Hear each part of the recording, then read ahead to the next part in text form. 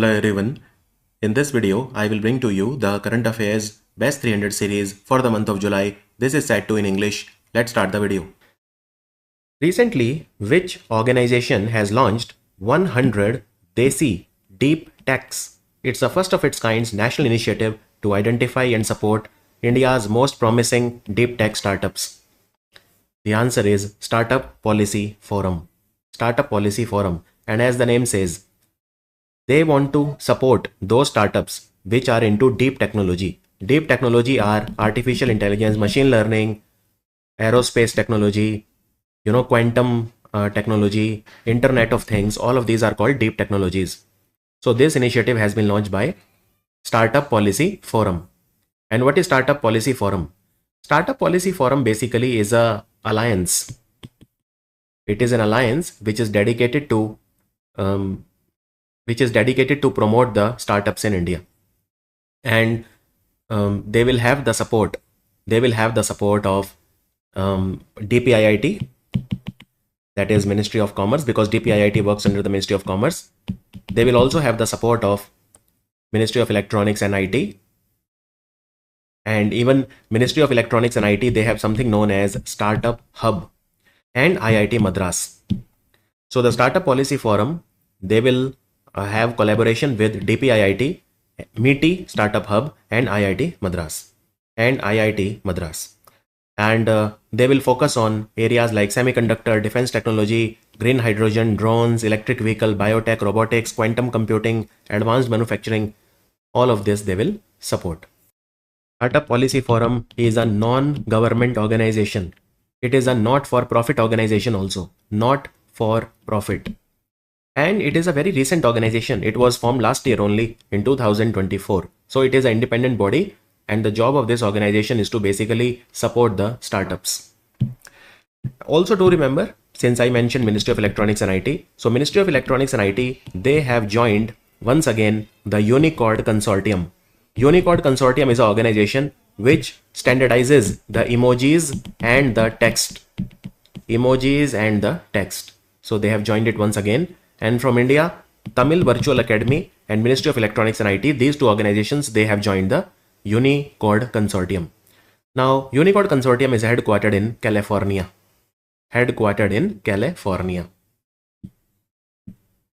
Prime Minister Narendra Modi ji has been honored with the highest civilian award of Trinidad and Tobago, the Order of the Republic of Trinidad and Tobago, for his statesmanship. So this is which number country which has given their highest civilian award to Pradhan Mantri Modi ji?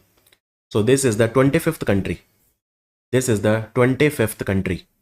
And Trinidad and Tobago is a developing country. Trinidad and Tobago, you must have heard, it is a country from the Caribbean, from the West Indies, right? West Indies. And you know that Caribbean Sea is a part of the Atlantic Ocean. So you can say it is an Atlantic country, you can also say it is a Caribbean country, or you can say it is a West Indies, part of the West Indies. Now what is this honor called? The Order of the Republic of Trinidad and Tobago. This award was launched in 2008, and it is the highest civilian award. So this is the 25th country to give Pradhan Mantri Modi ji this award. Now, let me tell you that it is the first time in the last 26 years that a Prime Minister has visited Trinidad and Tobago. Because 26 years back, Prime Minister visited Trinidad and Tobago. Now, another very interesting thing, the first time Indians went to Trinidad and Tobago was in 1845, and therefore we are celebrating 180th anniversary of the arrival of the Indian immigrants in Trinidad and Tobago. Now you can see recently, many countries have given their highest civilian award. So in fact, in 2024, this is the fourth country which has given highest civilian award. Before this, in 2025, there are three countries. Sri Lanka gave Mitra Vibhushan to him. Cyprus gave the Grand Cross of the Order of Makarios III, and Ghana gave the Officer of the Order of the Star of Ghana. Right? So very nice question. Now, something very important, in fact, very, very important. Trinidad and Tobago is the first Caribbean country. It is the first Caribbean country to adopt UPI. This is one of the most important questions. Now, which were the MOUs that were signed? So Trinidad and Tobago is the first Caribbean country to adopt UPI. UPI is a product of NPCI, National Payment Corporation of India. So these were the MOUs that were signed. So there was an agreement on Indian grant assistance for implementation of quick impact projects. There are a lot of quick impact projects in like healthcare, a lot of hospitals and schools and all of that will be funded by India. India will give the grant. Cultural exchange between the two countries. Then cooperation in sports, cooperation in diplomatic training. India is known for very good quality diplomatic training by virtue of institutes like Labasna in Missouri and even online IGOT platform Mission Karmi Yogi you must have heard. Also, there is a MOU on re-establishment of the two Indian Council of Cultural Relation chairs of Hindi and Indian Studies at the University of West Indies in Trinidad and Tobago. So these were the MOUs that were signed. Also, there are some things which we are helping them with. For example, we will extend the OCI card up to 6th generation of Indian diaspora members in Trinidad and Tobago. Earlier, this facility was available up to 4th generation of Indian diaspora there. Overseas Citizen of India card, we will now give even to the 6th generation of Indian diaspora member. Earlier, it was limited to 4th generation. We are gifting 2,000 laptops to the school students in Trinidad and Tobago. We are giving agro processing machinery worth $1 million to their agriculture college. We are setting up artificial limb fitment camp. Heal in India program, we will give them specialized medical treatment. Heal in India means what? So Trinidad and Tobago people, they can come to India under Heal in India and they can get attractive packages for medical treatment. Hemodialysis units, I mean, these are not very important things, to be honest. We'll not go into that much dissection. Now this is good that Trinidad and Tobago has decided to join CDRI and Global Biofuel Alliance. CDRI and Global Biofuel Alliance, both of which they are by the efforts of India. By the efforts of India. Now India has achieved a significant milestone with the setting up of India's first equine disease-free compartment where equine means horses. Horses are called equine. The word we use for equine is horses. So this is a significant milestone for India's animal health system, that we have a disease-free college. Disease-free college will be Remount Veterinary Core Center and College, which is in Meerut. This is in Meerut, and it has been, so Meerut, you know, is in Western UP. It is in Uttar Pradesh, and it has been recognized as a equine disease-free compartment by World Organization for Animal Health. Now, World Organization for Animal Health is located where? World Organization for Animal Health is located in Paris. It is headquartered in Paris. So what is the advantage of that? The advantage is that now Indian horses, they will be able to move freely. Indian horses, especially the sports horses, they will be able to move freely to other countries. Earlier it was not allowed.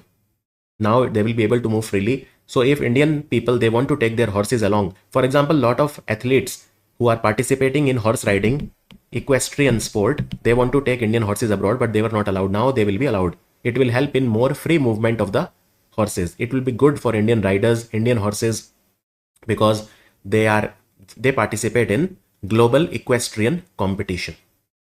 Global equestrian competitions, right? So a very nice question. Now, recently, World Organization for Animal Health, they also said that there is an Indian laboratory. What is the name of that Indian laboratory? We call it NIHSAD, which is in Bhopal. Now, why this was in news with respect to World Organization for Animal Health? So NIHSAD is the National Institute of High Security Animal Diseases, and it works under ICAR.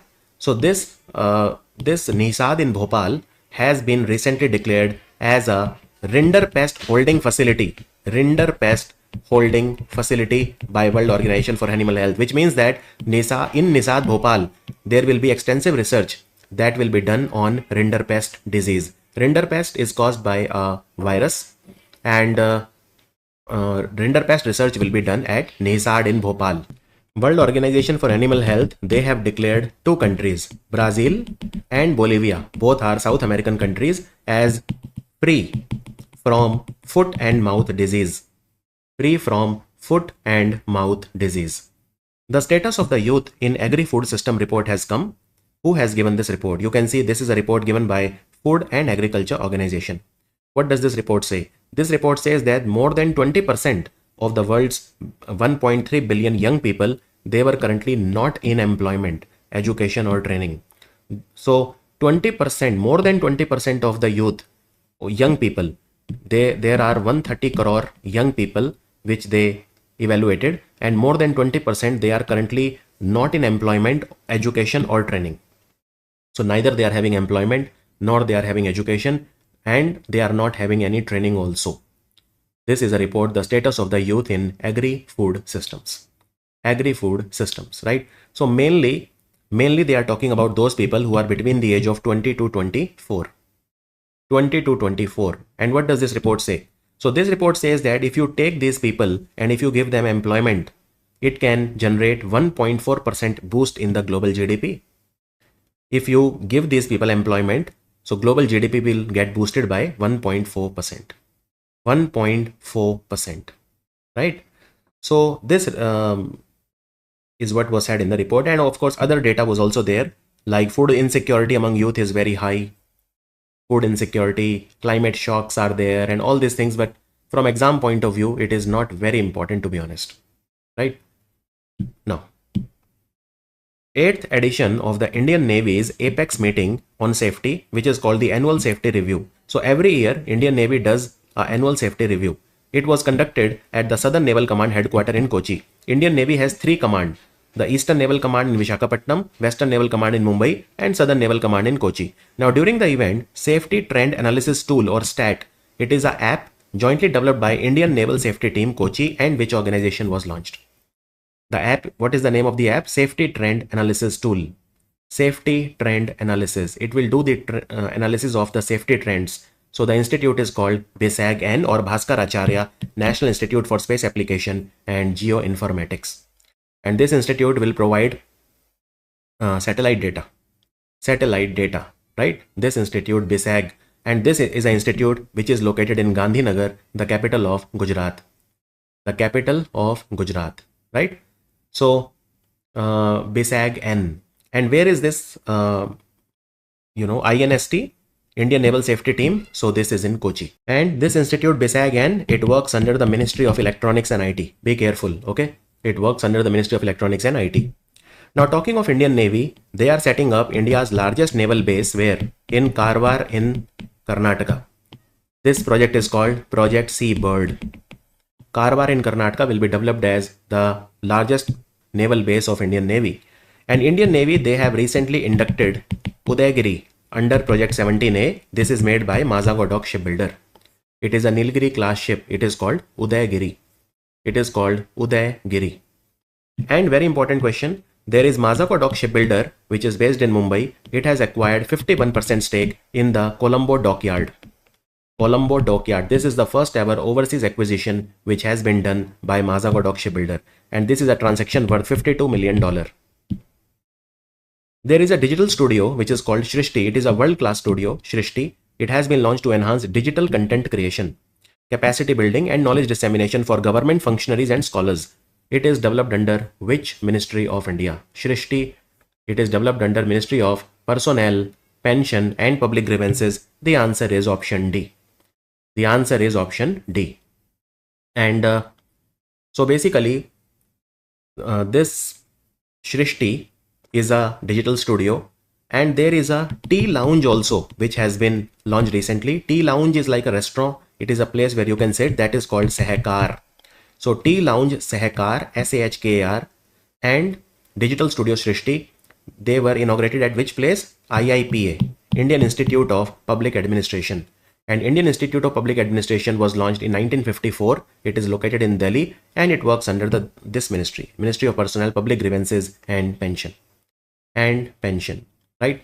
Also, recently this Ministry of Personnel, Pension and Public Grievances, they have announced that there will be Prime Minister's Awards that will be given in the field of excellence in public administration, and the winning team or winning individual will be given cash award of 20 lakh rupees. And how many awards will be given? So there will be 16 awards that will be given in 3 categories. In category 1, it will be for development of districts. In category 2, aspirational blocks, and category 3, innovations for central ministries, department or central ministries or central department, state or district. So these are the 3 categories. 5 awards in first category, 5 awards in second category, 6 awards in third category, total 16 awards. Which of the following company is said to become the first private Indian company to offer satellite communication services using a domestically built satellite? So this is the first private company in India that is offering you satellite communication, and the satellite they are using is indigenous. Which is this company? This is Anant Technology. Now look, this is a company that is based in Hyderabad. So it will compete with, it will compete with international players like Starlink, which is an American company owned by SpaceX. Starlink is name of the 7,000 plus satellites by SpaceX company owned by Elon Musk. It will also compete with Eutelsat OneWeb. So OneWeb company was acquired by the French group called Eutelsat. So now it is called OneWeb Eutelsat. And it will also compete with Amazon's Project Kuiper. Project Kuiper of Amazon. And the license has been given, approval has been given by InSpace to Anant Technology to provide satellite communication services in India. And for that, Anant Technology will launch 4-ton geostationary communication satellite in the space, right? And they will make an investment of approximately 3,000 crore. 3,000 crore. A large-scale study called Bharat study. But Bharat is name of a study. Bharat means biomarkers of healthy aging, resilience, adversity, and transition. So Bharat study has been launched to map the physiological, molecular, and environmental indicators that drive the aging in the Indian population. It was launched by which institute? It was launched by IISc Bangalore, Indian Institute of Science, Bengaluru. So this study is required because it will create India's first comprehensive aging database. So this will be helpful for healthy aging, because they will set a reference for what is normal in the Indian population. Because currently we are using all the Western values. For example, cholesterol, we are using the Western value. Vitamin D, vitamin B12, we want to have Indian values because in India, they can be different from the Western biomarkers. So biomarker simply means biomarkers are physical, chemical or biological characteristics that are present in the human body and which can be measured. So in fact, Indian Institute of Science, they have launched something called Longevity India Initiative. Longevity. Sometimes in India we pronounce it as longevity, but it is technically pronounced as longevity. Longevity India Initiative has been launched by Indian Institute of Science Bangalore to improve the quality of life in the aging people. And don't forget, Indian Institute of Science Bangalore, they have created a unique device which uses a rare earth metal called terbium, which will detect the presence of an enzyme called beta glucuronidase that is present in liver cancer. So it will help in liver cancer early diagnosis. Telangana government has launched what? It is India's first state-led. State-led means it is an initiative of a state. It is a state-led DPI. All the digital public infrastructure in India, whether it's UPI, DigiLocker and all, they are all by central government. But this is the first by a state government. To address the challenges in artificial intelligence innovation, like we don't have clean, usable data set, subsidized compute infrastructure and institutional pathways. So all of this will be provided for AI research and AI advancement. It is called Telangana Data Exchange. Telangana Data Exchange has been launched by the government of Telangana. And it will support more than 3,000 startups in artificial intelligence. And they are taking support of other organizations also like JICA, like Digital Transformation Lab. They are taking inputs from Boston Consulting Group, Center for Data and Public Goods at Indian Institute of Science, etc. But largely it is an initiative of Telangana as a part of T-Hub, that is Technology Hub, and Telangana AI Mission, we call TAIM. T-Hub is an organization in Telangana that supports the startups. The most important question, National Turmeric Board headquarters will be set up in Nizamabad in Telangana. It will operate under the Ministry of Commerce and Industry. National Turmeric Board headquarters will be in Nizamabad in Telangana. Who among the following has become the first woman fighter pilot in the Indian Navy? First woman fighter pilot is Sub-Lieutenant Astha Punia. Extremely important question. She has become the first woman fighter pilot of the Indian Navy. So she was given here the wings of gold. There was an Indian male officer also, Lieutenant Atul Kumar Dhul, Dhull. Atul Kumar Dhul was also given the fighter pilot recognition by the Indian Navy. But first woman fighter pilot will be Sub Lieutenant Astha Punia. Astha Punia. Also, don't forget that the brave women of Indian Navy, they went for a tri-services expedition called Samudra Pradakshina. So they went from Mumbai to Seychelles and came back. They covered 3600 nautical mile distance in just 55 days. So their boat, what was the name of their boat? It was called Indian Armed Services Vessel Triveni. And the mission was called Samudra Pradakshina. This was completed successfully. Grand Ethiopian Renaissance Dam has been completed and will officially be inaugurated soon. This dam is on which river? It's a very, very large dam, one of the largest in Africa. It is on the Blue Nile River.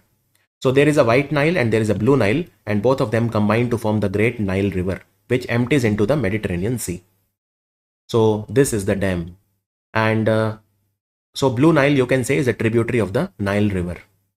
Tributary of the Nile River. So it is the largest hydropower project in Africa and among the 20 largest in the world. So the capacity is a massive 5.15 gigawatt. Imagine 5.15 gigawatt of hydropower at one place. Which country has conducted a successful test flight of its Fission 2 hypersonic vehicle, marking a significant technological advancement in rocket-based combined cycle propulsion? So Fission 2 hypersonic satellite, it's a hypersonic vehicle. It has been launched recently by China. And this rocket-based combined cycle is an advanced engine technology that combines rocket and air-breathing propulsion. So it provides very seamless transition from rocket mode to ramjet mode. It overcomes all the technical hurdles in the rocket flight. Basically, this is an advanced rocket launching technology. And here, the vehicle, it can reach a top speed of Mach 12, which is a hypersonic speed. This is approximately 14,800 km per hour. And anything more than Mach 5 is called hypersonic. So if the speed is more than 5 times the speed of sound, we call it hypersonic. So it has been launched recently. And in China, since I'm talking about China, let me tell you that there is a AI model. There is a LLM, large language model of China. The name is DeepSeek. Have you heard of this name, DeepSeek? It is an artificial intelligence company from China. Remember all the Chinese companies which are in news recently, like BYD, which is an electric vehicle company that is also in news. In fact, in China, there is a city called Qingdao city. And in Qingdao city, what happened recently? The SCO Defense Ministers meeting took place in Qingdao. So all the SCO member countries defense ministers, they went there. Rajnath Singh also went there. And by the way, the SCO summit this year in 2025, it will take place in China only, right? So all the subordinate summits, they will take place in China. So SCO summit will take place in China. And by the way, where will it take place in China? Which city? Tianjin city. It will take place in the month of August and September. And that also reminds me that the SCO summit next year in 2026 will take place in Kyrgyzstan. It will take place in Kyrgyzstan. Kyrgyzstan is a Central Asian country. It is a Central Asian country. Make sense? So do remember that. And Asian Infrastructure Investment Bank, who is the new president of this bank? This bank is headquartered in Beijing. So it is a Chinese person called Zhu Ziai. Zhu Ziai. In fact, he is the former finance minister of China. She is the former finance minister of China, and she will be now the next president of this very important bank. Now, India is the second largest shareholder in AIIB after China. As per recent information, Saksham 3000, it is a state-of-the-art world-class data center, switch, cum router. So it is a data center also, data center switch, and it is a router also. It has been designed for supporting the next generation digital infrastructure. Saksham 3000 has been developed by which institution? This is CDOT, Center for Development of Telematics, and this is the research and development arm of the Department of Telecom, which works under the Ministry of Communication. So CDOT, they have installed Saksham 3000 switch cum router, and it can support total 25.6 terabyte per second of speed. So let me tell you more about it. It is very high capacity and 25.6 terabyte per second switch router. So it is tailored for modern data usage. It can support artificial intelligence, 5G, all the latest technology, cloud infrastructure. It has ultra low latency, which means the lag is not there, good wire speed processing, and modular C. router operating system. It is future ready platform. Future ready platform, right? So important development. The word itself says it all, and the word is Saksham. Such questions are often asked in the exam. The Convention on International Trade in Endangered Species of Wild Fauna and Flora. So fauna means animals, flora means plants. So CITES is an international treaty, right? It has completed how many years on 1st of July 2025, and CITES, India is also a member of CITES. So it is also known as Washington Convention. So it was signed in 1973 on 3rd of March, the CITES, but it came into effect or came into force on 1st of July 1975. So it has completed 50 years, 50 glorious years, right? And that is why, since it was signed on 3rd of March, so that is why 3rd March we celebrate as World Wildlife Day. Because on 3rd of March 1973 CITES was signed. So on 3rd of March every year we celebrate the World Wildlife Day. So CITES basically protects animals and plants by stopping their illegal trade. Illegal trade. That is what is CITES. And India is a member of CITES since 1976. And let me tell you that CITES basically, the Secretariat of CITES is located in Geneva, which is in Switzerland. Secretariat of CITES is in Geneva, in Switzerland. And all the issues with respect to CITES are supported by United Nations Environment Program, which is based in Nairobi. And CITES has 3 appendices. So Appendix 1 has those species which are threatened with extinction. Trade of these species is highly restricted. Appendix 2 has those species which are not endangered, but they still need controlled trade to avoid the risk. So regulated trade is permissible in Appendix 2. And Appendix 3, these are those species which are protected by at least one country that seeks cooperation to regulate the trade. So the trade of endangered species of plants and animals is regulated by CITES. It is regulated by CITES. And by the way, CITES, they meet from time to time. All the countries which are member of CITES, currently 185 countries are member of CITES, including India, and they meet time to time. So this year, they will meet for the 20th time, which is called COP20. CITES COP20, and it will take place in Samarkand. Now Samarkand is a city in Uzbekistan. So this CITES COP20 will take place in Samarkand in November-December this year. Very, very important question. The CITES annual conference COP20 will take place where? Will take place where? Right? And you can see that in Appendix 1, you have approximately 3% of the species. Most of the species are in Appendix 2, 97%. In Appendix 3, you have approximately 1%. Assam's first bagless tea brand, which is called Woola Tea, has been granted a 20-year patent for their innovative compressed true whole leaf tea tips and method thereof. Which of the following company has received this patent? Now look at this. Look at this. These are tea leaves, but they are not in any tea bag. So you can directly dip these tea for great experience, because tea bags sometimes contain microplastics which then go into our body and harm us. So this is a brand new type of tea where you are inserting natural plant leaves which will give the flavor and taste. So this is an innovation of a Assamese company called TTLT India Private Limited. And this company was started by 2 people. This company was started in 2020. It was started by 2 people. One is called Upamanyu Borkotoki. I will tell you the name, Upamanyu Borkotoki. And second person is Anshuman Bharali. Anshuman Bharali. And these people are from Shivsagar district of Assam. Shivsagar district of Assam. So TTLT India Private Limited, their brand of tea is called Woola, which is India's first bagless tea brand.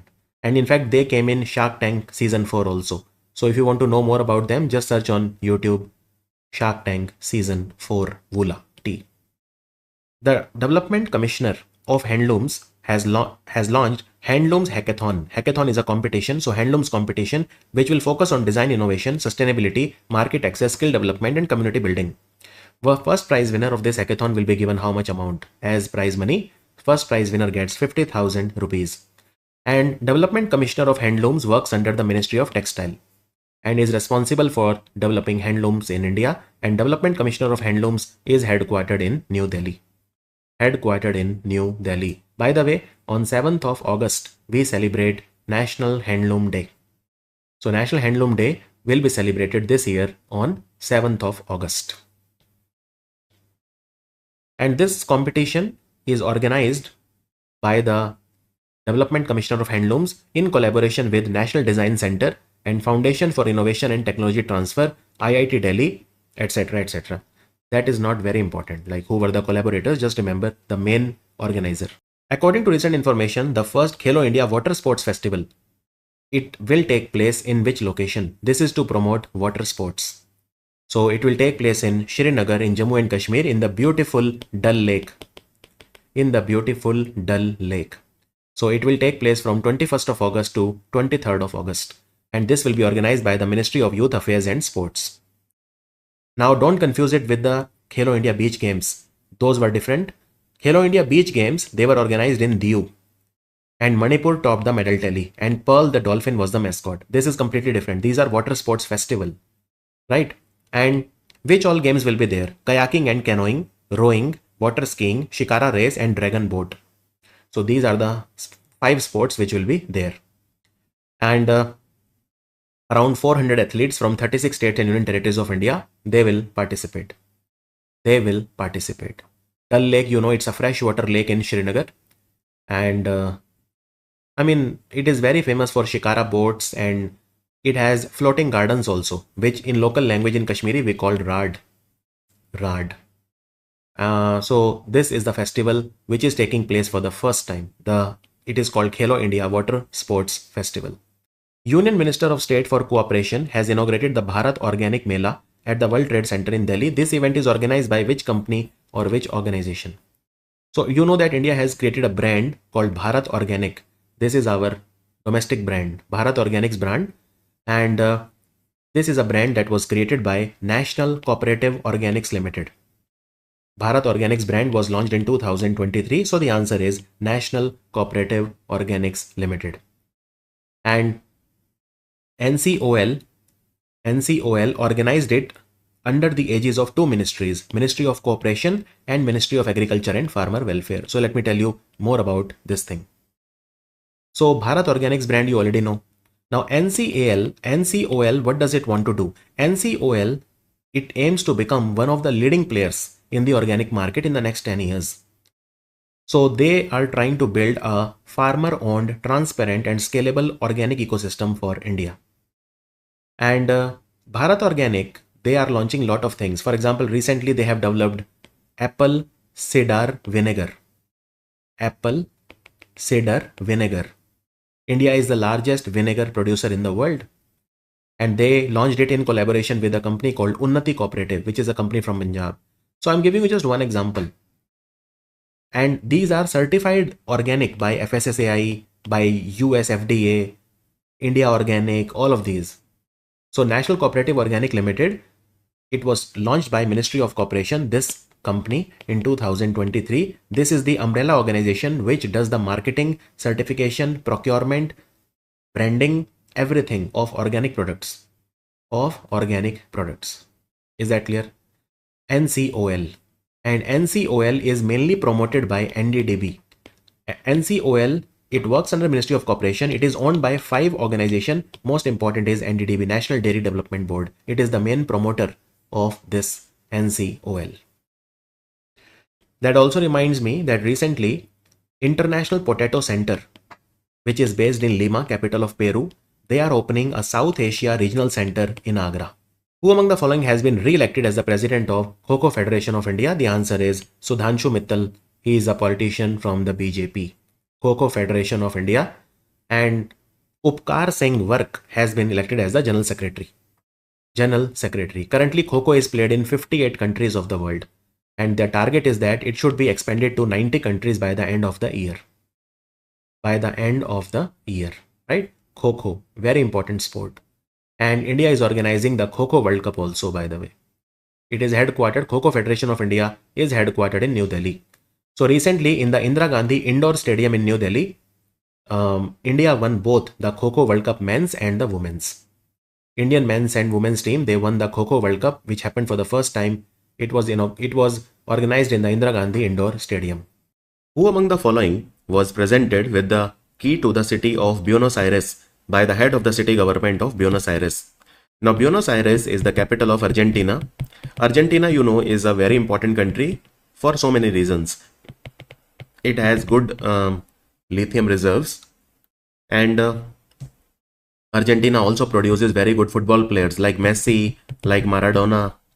So PM Modi, he visited Argentina recently. In fact, he visited Buenos Aires recently, and he was given key to the city of Buenos Aires award by the head of the Buenos Aires. So the answer is Narendra Modi ji. Now, why this award was given to him? Because India and Argentina, we are completing 75 years of our diplomatic relations. That is why this award was given to him. Also, it is in the last 57 years that this is the first time that an Indian Prime Minister is going to Argentina for a bilateral meeting. So no Prime Minister of India visited Argentina in the last 57 years. So he was given this award for strengthening the relations between India and Argentina. And you know, PM Modi visited many countries recently. He visited Trinidad and Tobago, he visited Ghana, he visited Brazil for the BRICS summit, he visited Namibia, and he also visited Argentina. Now, Argentina, as I said, is very important for lithium. In fact, have you ever heard of something known as lithium triangle? So lithium triangle is basically a group of 3 countries: Argentina, Bolivia, and Chile. These 3 countries in South America, they have vast amount of lithium reserves, and lithium batteries, you know, they are put in the electric vehicle. So this is important for India's energy security plans. Now let me tell you more about it. So Argentina's president is Milei. In Argentina, the president is more powerful. So we have signed multiple MOUs. First is Argentina will supply lithium and also supply shale gas to India. Then we are also expanding our defense partnership, and we want to improve the trade between the 2 countries. In fact, India's pharmaceutical sector is well respected in the world, so we will provide Indian medicines to Argentina market. Then we will have joint cooperation in digital innovation, defense manufacturing, green energy, use of drones. Even Argentina is expressing interest in India's UPI as well. Also, India wants Argentina's support for expanding our trade with Mercosur group. So what is Mercosur? We want to sign a preferential trade agreement with Mercosur. Let me tell you a little bit about Mercosur. So Mercosur is an international organization, and its full-time members are Argentina, Bolivia, Brazil, Paraguay, Uruguay, and Venezuela. Currently, Venezuela is suspended, but still there are members like Argentina, Brazil. You know that in South America, Argentina and Brazil are the most powerful countries. So Argentina, Brazil, Paraguay, Uruguay, and Bolivia. So these countries are full-time members of Mercosur. And India wants to have a preferential trade agreement with Mercosur. That is why we will need Argentina's support, because Argentina is a full-time member of Mercosur. Mercosur is a South American trade organization. South American trade organization, right? So it is good that India and Argentina, they are having mutual cooperation in so many things. Now we will move on. Recently, at the 4th International Conference on Financing for Development, FFD4, this conference was held in the city of Seville of Spain. The Resilient Remit initiative was launched. It aims to reduce the remittance transfer cost and enhance the financial literacy and digital inclusion, particularly for the women and the youth. So which organization will implement this initiative? Which organization will implement? This is the International Fund for Agriculture Development, which is headquartered in Rome, along with the World Food Program and Food and Agriculture Organization. So there are three important organizations which are headquartered in Rome, the capital of Italy. We have International Fund for Agriculture Development, World Food Program, and FAO. So what is Resilient Remit? This I will come to in a bit. First, let me tell you what happened in this conference, which is International Conference on Financing for Development, that is FFD4. First, they talked about the gender equality goals. And the problem is that when it comes to gender equality, we need proper financing. And we are facing a $420 billion funding gap. So this is the shortfall. If we have to achieve the gender equality goals, then this money more we need. This is the shortfall that we are facing annually. So every year we are facing a shortfall of $420 billion. $420 billion. And by the way, this conference FFD4, India was represented in this conference was by Nirmala Sitharaman. Nirmala Sitharaman, she represented India, and you know that she is the Minister of Finance and she is also the Minister for Corporate Affairs. And this conference happened for the fourth time. It took place in 2002, then in 2008, and then in 2015. International Conference on Financing for Development. Now, European Union and International Fund for Agriculture Development, they have launched Resilient Remit initiative. See, the remittance cost. Remittance cost simply means if you send money, from one country to another, then there is a remittance cost, and we want to reduce the remittance cost. Why? Because if you see the remittance, for example, India receives the maximum remittance globally, and if someone is sending money from America to India, there is a remittance cost. So if he is sending $100, let's say he has to spend $5 for just transferring this money. Therefore, he will be able to send 95 and pay 5. Just to give an example. Now, what should be the remittance cost? So the target of remittance transaction cost reduction is 3% by 2030, which means that the remittance cost should not be more than 3% by 2030. This is one of our Sustainable Development Goals target. Okay, so European Union and IFAD, they have launched Resilient Remit initiative, and they are spending around 4 million euros in that. And this was launched at this conference. And this project is funded by European Union and implemented by IFAD. And the initiative wants to reduce the remittance transfer cost. Because the problem is that if the remittance cost is very high, then it is the low and middle income countries which suffer the most, because usually the money is remitted from the developed countries to the low and middle income countries. Now, this Resilient Remit initiative is not limited to reducing the remittance cost, but there are other things also. For example, in this initiative, they want to enhance financial literacy. They want to promote digital inclusion. So they will target which countries for now? They will target countries like Pakistan, they will target countries like Pakistan, like countries like Honduras, Honduras. They will target countries like Senegal, the poor countries, So initiative will support the rural families of countries like Honduras, Pakistan, Senegal, etc. Honduras, Senegal, Pakistan, etc. Is that clear? Now, and of course, they will expand it to other countries. For now, they will focus on these three countries, the Resilient Remit initiative. And then some countries, they launch something known as Aviation Solidarity Coalition on premium flyers. So there are 8 countries like France, Kenya, Barbados, Spain, Somalia, Benin, Sierra Leone, and Antigua and Barbuda. They have launched at this conference the Aviation Solidarity Coalition. This is aimed at imposing the taxes on premium air travel, which covers the first class and business class tickets as well as the private jet flights. So why are they launching it? Because they believe that if we put taxes on premium air travel like the business class ticket and all, it can give them more money for, achieving their goals when it comes to aviation. So this initiative, Aviation Solidarity Coalition, 8 countries, they have launched it. Also, the money that is collected on business class and all these premium travel will be used to achieve the climate goals. Now, recently that COP30.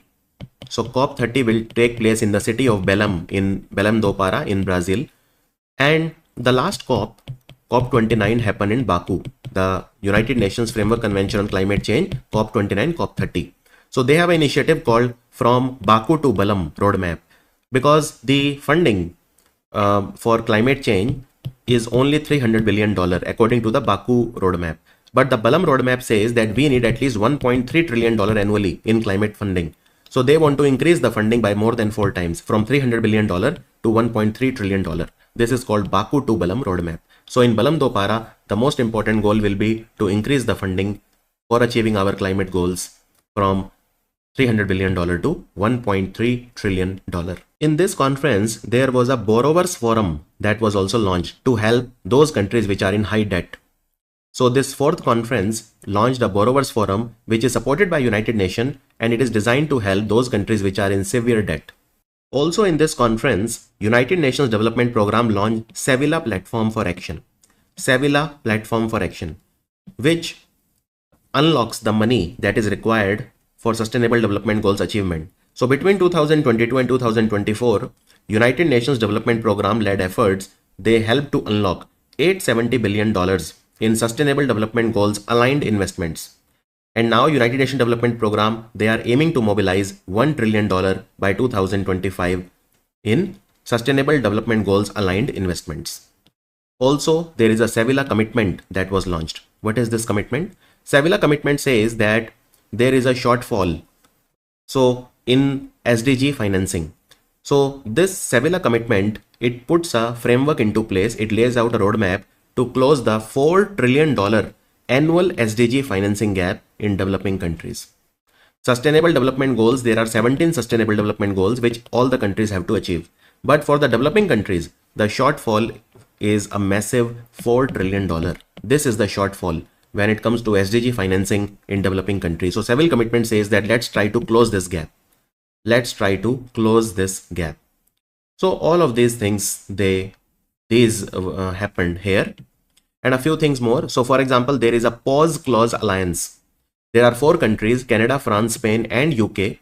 And then there were some multilateral banks like American Development Banks, etc., etc. So pause clause alliance is what?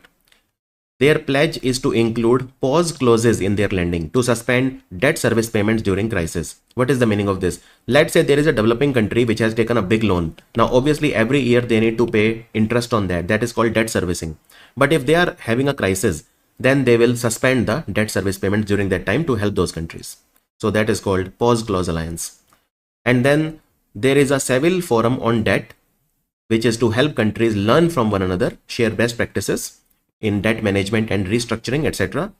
Then there is a platform called Scaled that was launched, which is led by the coalition of countries like Germany, Canada, France, UK, Denmark and South Africa and some financial institutions.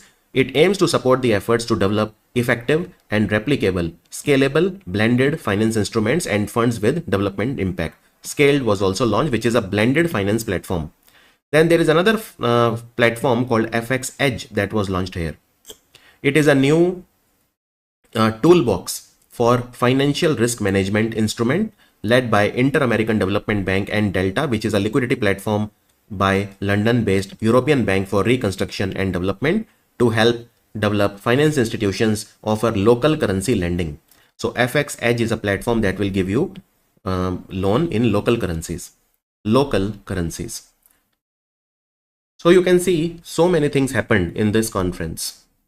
So not a small conference, and it is called this conference. What was the name of this conference? It is called the FFD4 or International Conference on Financing and Development. International Conference on Financing and Development. And if I ask you a point blank question, this conference is organized by whom? Then you will say this conference is organized by the United Nations. United Nations. As per the recently released report called From Loneliness to Social Connection, Charting a Path to Healthier Societies, 16% of the global population, approximately 1 in 6 people, they experience loneliness between 2014 and 2023. Now, loneliness is not a small problem. Often it is overlooked by people. But loneliness can lead to other bigger problems like depression, anxiety, and mental health issues and all of that. So which of the following organization has released this report? This organization is the World Health Organization, WHO, which is based in Geneva. They have released this report, and this report gives out a lot of data. For example, if you see the global prevalence of loneliness in this period, right, you can see that adolescents, they suffer maximum loneliness. 20.9% was the loneliness prevalence in adolescents who are between the age of 13 to 17. If you talk about young adults, it is 17.4, and in adults it is 15.1, and in the old people it is 11.8. Overall it is 15.8. So what is the overall prevalence, global prevalence of loneliness? It is 15.8%. 15.8%. You can say approximately 16%. That is why I said approximately 16% of the global population, they suffered from loneliness. And 16% means what? 16% means if you multiply it by 6, it becomes almost 100%. So you can say 1 in 6 people. That is how you represent data so that ordinary people can understand it. Okay, so 16% of the global population, they suffer from loneliness, or 1 out of every 6 people. 1 out of every 6 people. And the highest loneliness is found in which countries? The highest loneliness is found in the WHO African region, which is around 24%. 24%. And WHO has given a lot of ways by which you can reduce loneliness. So there are policy-based initiatives, research-based interventions, engagement, awareness, and all these things. Now there are a lot of high-income countries which have made a lot of good policies recently. Countries like Denmark, Germany, Japan, Finland, Netherlands, Sweden, UK, USA, for addressing loneliness, and therefore we can learn from these. We can learn from these. Now, one thing that is stark in this report is that as the age increases, loneliness decreases. You can see the loneliness is decreasing as the age is increasing. So this is also a figure which was given in this report. Now, another interesting thing that I found in this report said that between 2014 and 2019, there are 8,71,000 deaths, So there are 8.7 lakh deaths which are linked to loneliness, right? So I think this much is enough. Who among the following has been honored as one of the top agri-food pioneers of 2025 by the prestigious World Food Prize Foundation? Very nice question. So there are multiple Indians also in the list. See, there are a lot of people who are helping in combating the food insecurity in the world. They are trying to develop food security. So Sanjeev Kapoor is a celebrity chef. If you are of my age, you must have seen Khana Khazana, which used to come on ZTV. So basically he has done a lot of good work. And there is a World Food Prize Foundation. I will tell you more about the World Food Prize Foundation, but first let me tell you about this award. World Food Prize Foundation Top Agri-Food Pioneers Award. Agri-Food Pioneer is what? Agri-Food Pioneer is a person who has contributed a lot in sustainable agriculture or developing new varieties of crops, or in any way biofortification, which means nutrient enrichment of the already available foods, etc., to decrease global food hunger, right? So more like a humanitarian influence, right? Sustainable nutrition across the world. And Chef Sanjeev Kapoor is a celebrity chef who has helped exactly in that, right? So how he has helped? Well, he had a partnership with many organizations like Harvest Plus Solutions, etc., and they started something called Nutri Pathshala Initiative. So in the Pathshala, in the schools, Pathshala is a Hindi word which means school. So Nutri means nutrition. Nutri Pathshala Initiative, he has helped deliver 2.5 million nutrient-rich meals to more than 1.5 lakh school children in the rural Maharashtra, rural Rajasthan, and rural Jharkhand. So for example, he helped in developing iron-rich pearl millet. Pearl millet we call bajra in Hindi. Iron-rich pearl millet and zinc-rich wheat. All of these things in school meals. In fact, he partnered with organizations like Taj Hotel, etc., to deliver meals to the frontline workers during COVID. So he has done tremendous work, and 39 people across the world, they were given this award. Agri-Food Pioneer. How many are from India? So Avijit Ghosh from India for pasture land restoration. Manzoor Hussain Dar from India for rice seed cultivation. Sanjeev Kapoor from India for culinary arts and school nutrition. Adit Murthy from India for soil health, promoting soil health. Bodupalli Maruti Prasanna from India for maize genetics.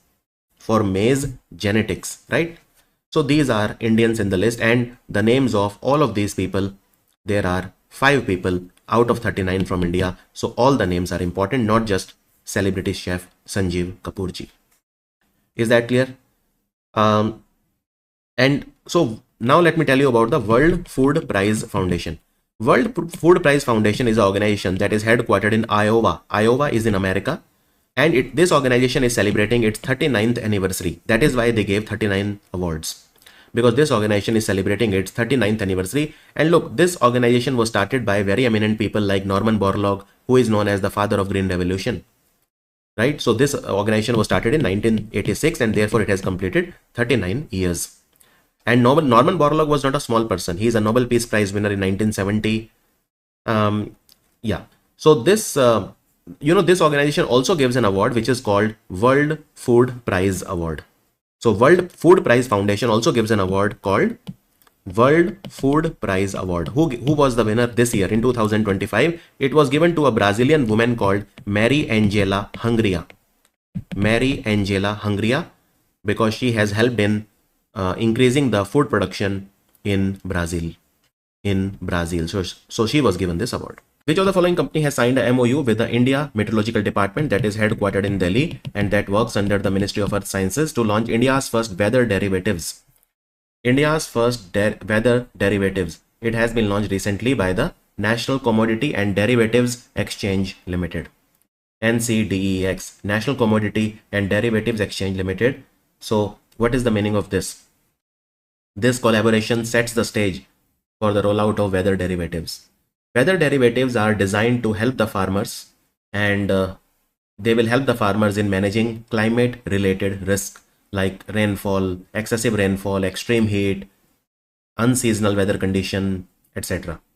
So the weather derivatives will use IMD's, Indian Meteorological Department's real-time weather updates. Real-time weather update, the weather data sets, which reflect ground level conditions, So nationally validated and precision calibrated weather data sets. These instruments will support location specific, and they will provide a powerful tool to manage weather related risk, weather related volatility in the agriculture. National Commodity and Derivatives Exchange is located in Mumbai, and it was incorporated in 2003. It started functioning from 2015. Who among the following has become the new CEO of Reserve Bank Innovation Hub that is headquartered in Bengaluru? This is a wholly owned subsidiary of the Reserve Bank of India, and it is a non-for-profit or a Section 8 company. It is Sahil Kini. Sahil Kini is the co-founder of a company called Setu. Reserve Bank Innovation Hub was launched in 2022 as a Section 8 company. It is based in Bengaluru. Who among the following has become the first Indian to be honored with a star on the Hollywood Walk of Fame in the motion pictures category as a part of the class of 2026? So it is none other than Deepika Padukone. Deepika Padukone, she is a renowned actress. She is daughter of Prakash Padukone, the legendary badminton player of India. And she is the first Indian actress to achieve this global recognition. Now, this recognition is given by the Hollywood Chamber of Commerce. Hollywood Chamber of Commerce is based in Hollywood. Hollywood is a place which is located in Los Angeles in California, in America. And Hollywood Walk of Fame, started in 1960 by the Hollywood Chamber of Commerce. Hollywood Walk of Fame is a globally recognized sidewalk landmark, and it honors those personalities which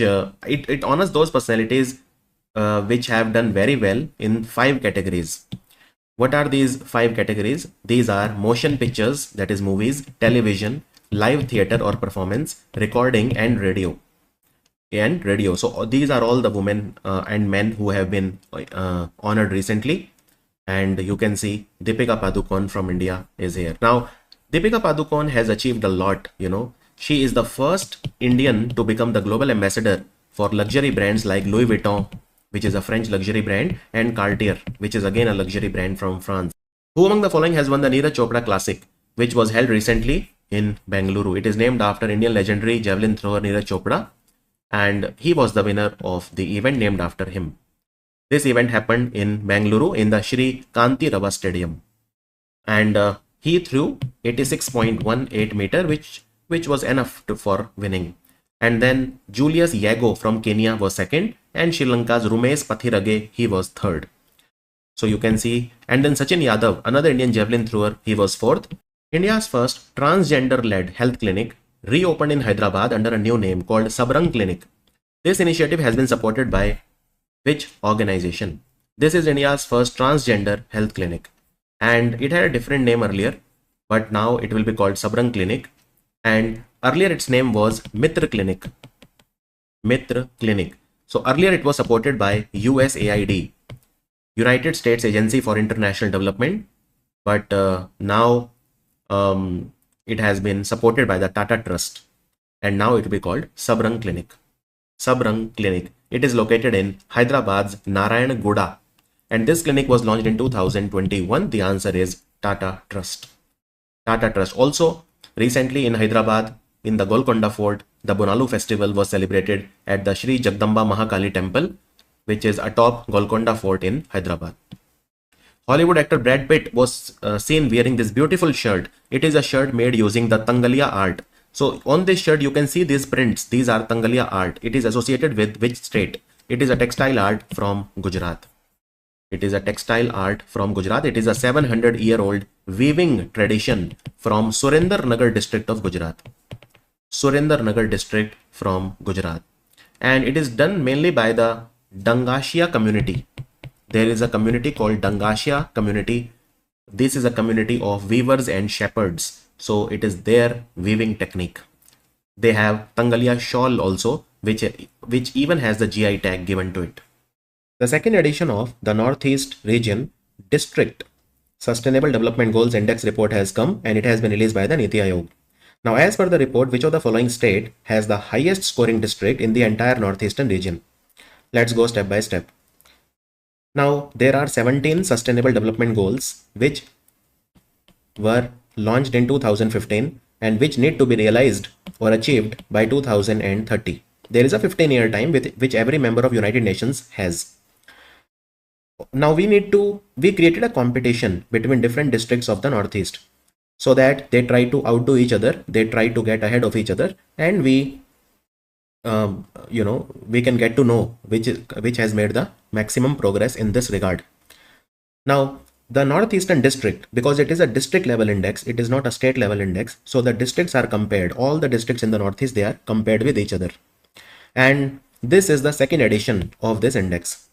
And this is an index for 2023-24, that is the financial year 24.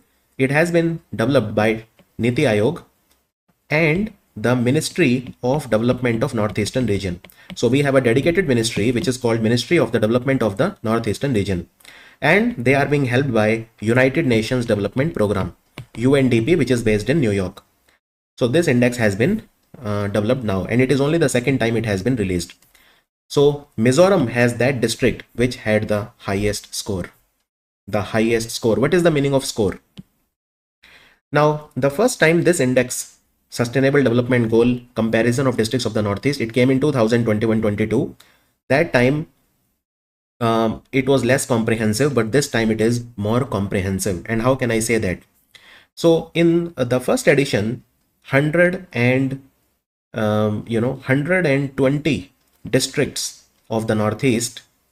That time Northeast had 120 districts and 103 were covered. So 103 were compared with each other.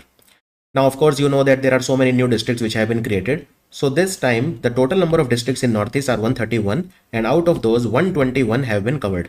If you see percentage wise, 103 out of 120, that is 86% coverage. And this time 121 out of 131, that is 92% coverage. So this time we have covered more percentage of districts. We have compared more percentage of districts. Now let me tell you the score. So these are the 17 Sustainable Development Goals. And if you see, like this time, which is that state? Now look at the score. So front runner, first of all, achiever. There is not a single district in the Northeast which has achieved all the Sustainable Development Goals. That is but obvious. Next category is if your score is between 65 to 99, then you are front runner. And look at Mizoram. All the 11 districts of Mizoram, all the 11 districts of Mizoram, all the 6 districts of Sikkim, and all the 8 districts of Tripura, they are in front runner category. Front runner category. So there are 3 states of Northeast, Mizoram, Sikkim, and Tripura, which have all the districts in front runner. Then the next is performer. If your score is between 50 to 64, and if you are lagging behind, then your score is between 0 to 49, then it is aspirant. Score less than 50, then you are aspirant. Right? Now there is a lot of overall improvement that has been noticed in this index. So if you see now, then 85% of the districts, if you see the overall score, then 85.12% districts of the Northeast are in front runner category. That is a massive improvement from the last time. And if you see, 14.88% are in the performer category. Not a single is in the achiever category, not a single is in the aspirant category. Right? Now, if you see last time, then 62% were in the front runner category, 62% of the district of the Northeast, but this time 85.12%. 85.12%. So which district has the highest score? It is a district called Nathial. Nathial is a district in Mizoram, and look at the score, 81.43, which is the highest in the Northeast. And that was my MCQ, that which district which has the highest score, the district which has the highest score belongs to which state? The answer is Mizoram. In fact, the second highest score, Champai, is also in Mizoram. Third highest score is Gomati, which is in Tripura. And then we have Mokungchung and all of that. Now total there, as I said, there are 121 districts which are compared out of 131. Out of 131. Now which district in the Northeast has the lowest score? So this is a district called Longding. And look at the score of Longding. It's so bad. A 58.71. 58.71. It was ranked last 121, which means that Longding district of Arunachal Pradesh is lacking behind severely in the sustainable development goals, and it needs to up its game. It really needs to up its game. Is that clear? So that was the complete coverage of the index.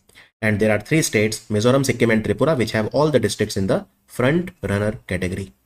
Front runner category. And if you want to know, like, now look at the score. In Mizoram, the lowest score is 67.71 of any district, and largest is 81.43. This is the range, right? So in Mizoram, obviously, all are front runner. Even in Tripura, all are front runner, and minimum is 72.29, maximum is 78.79, and in Sikkim, minimum is 71.14, maximum is 76.64. And these are the sustainable development goals. Sustainable development goal number 1 says no poverty, 2 says zero hunger, etc., etc. And by the way, recently, United Nations released the Sustainable Development Goals Index.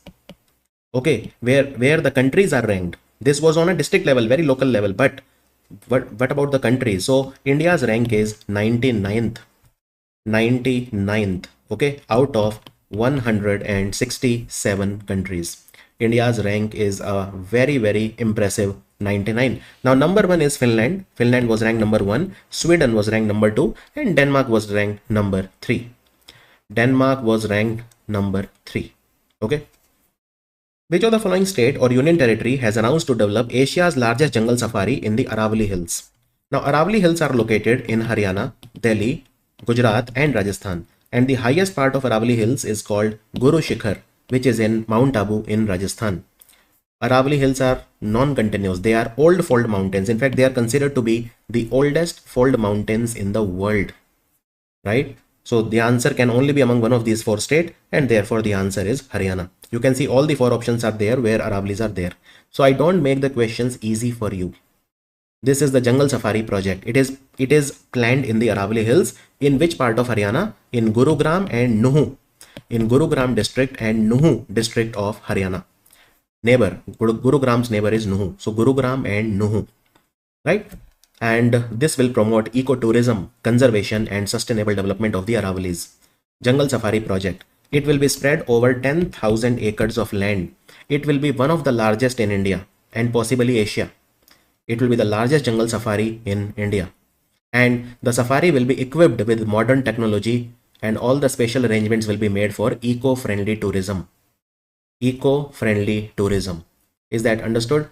So it can become Haryana's Vantara. Vantara, you know, is a luxury um, animal rescue center in Jamnagar in Gujarat, owned by Anant Ambani.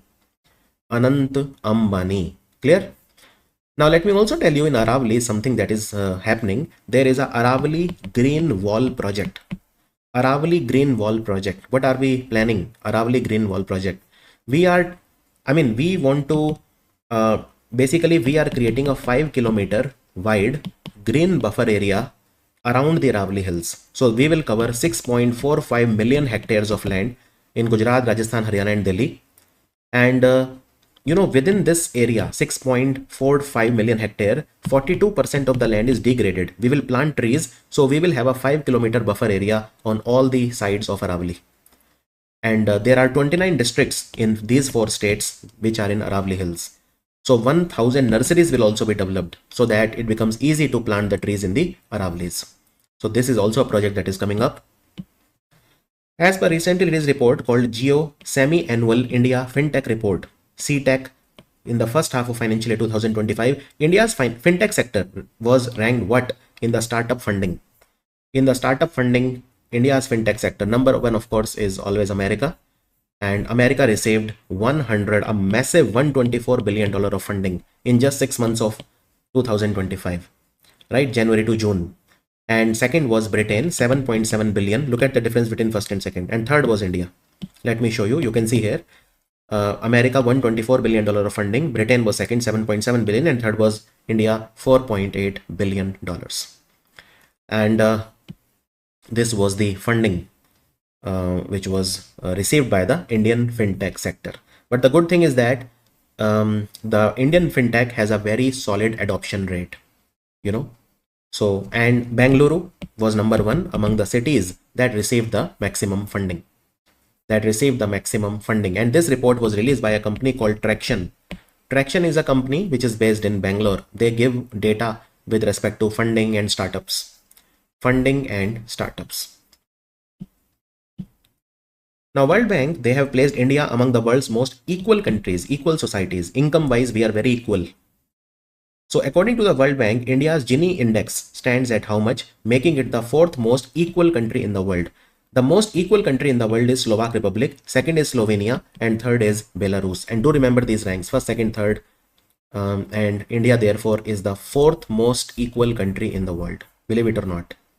So our score is 25.5.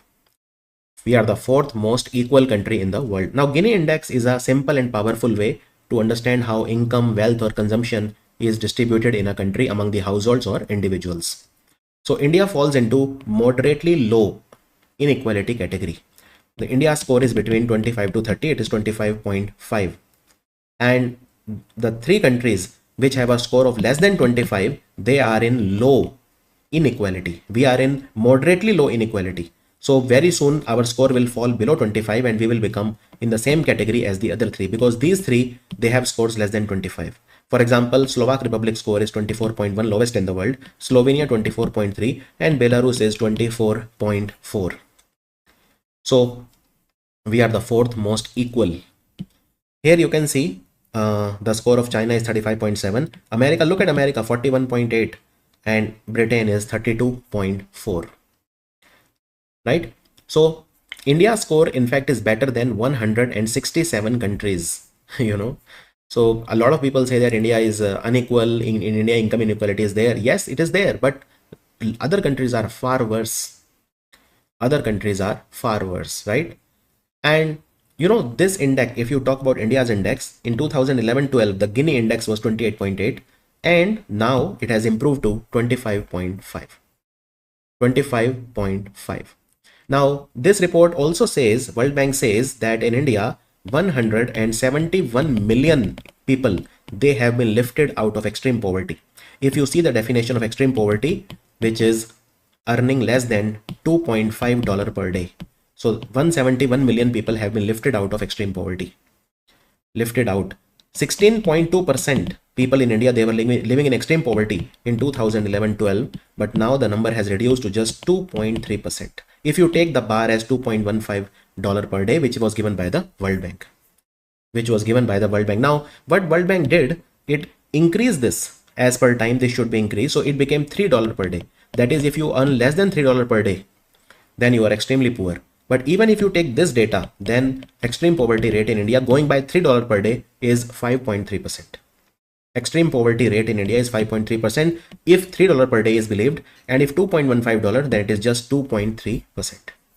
2.3%. So great progress India has made. Recently, which of the following companies has launched their AI model, which is called Domino 14.5? So this is this Domino 14.5 is fitted with Domino IQ, which is a sovereign AI extension aimed at ensuring data privacy and security for the government entities. They have launched it for government so that cybersecurity can be provided. So this model will give cybersecurity. It is HCL Software, which is a subsidiary of HCL, which is based in Noida, one of the largest Indian IT companies, right?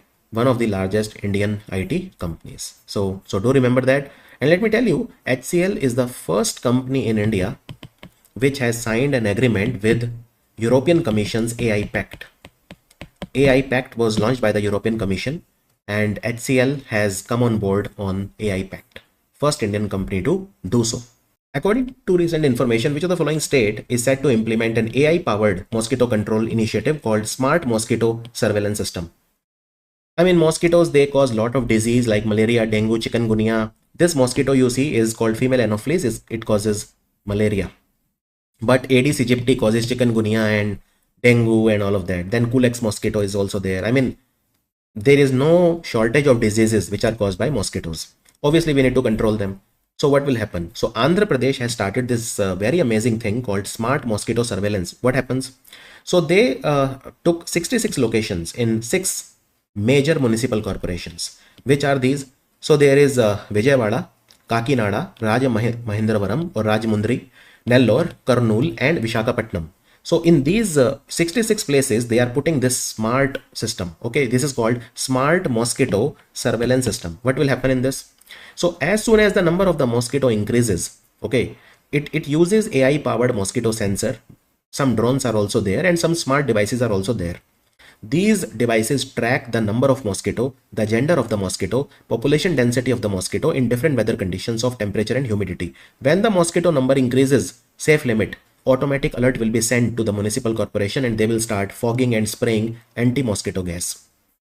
Right? So these basically sensors will monitor the mosquito density and also the gender wise, because it is the female Anopheles mosquito that causes malaria, not the male one. So if the female Anopheles mosquito number is increasing, that is much more dangerous than the male one.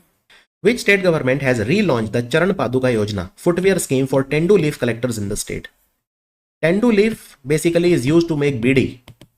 Bidi, I don't know what it is called in English. You know, it is the younger brother of cigarette, you can say. Like cigarette is for the white collar people, but if you see the normal your daily wage laborers and all, they basically smoke bidi. So the bidi is made with the tendu leaf. Okay, the thing is that these people, they collect the tendu leaves and this is their livelihood, but they don't wear, they are poor, right? So they don't have shoes and all. So the government gives them shoes. So this is a scheme which is in Chhattisgarh. Chhattisgarh is a very large producer of tendu leaves. Charan Paduka Yojana is a footwear scheme. Now look, this scheme, it's a very old scheme. I mean, it started in 2005 and it continuously ran till 2019. But then this scheme was discontinued because in 2019, there was a new government, Congress government that came in Chhattisgarh under Bhupesh Baghel.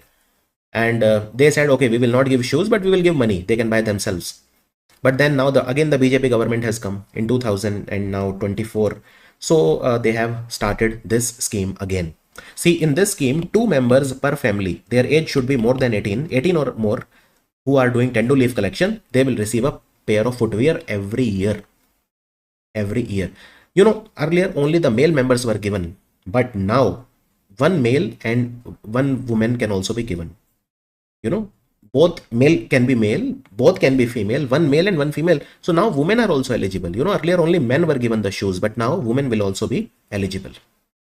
Women will also be eligible. Is that clear? And the tendu leaf collection rate has also increased.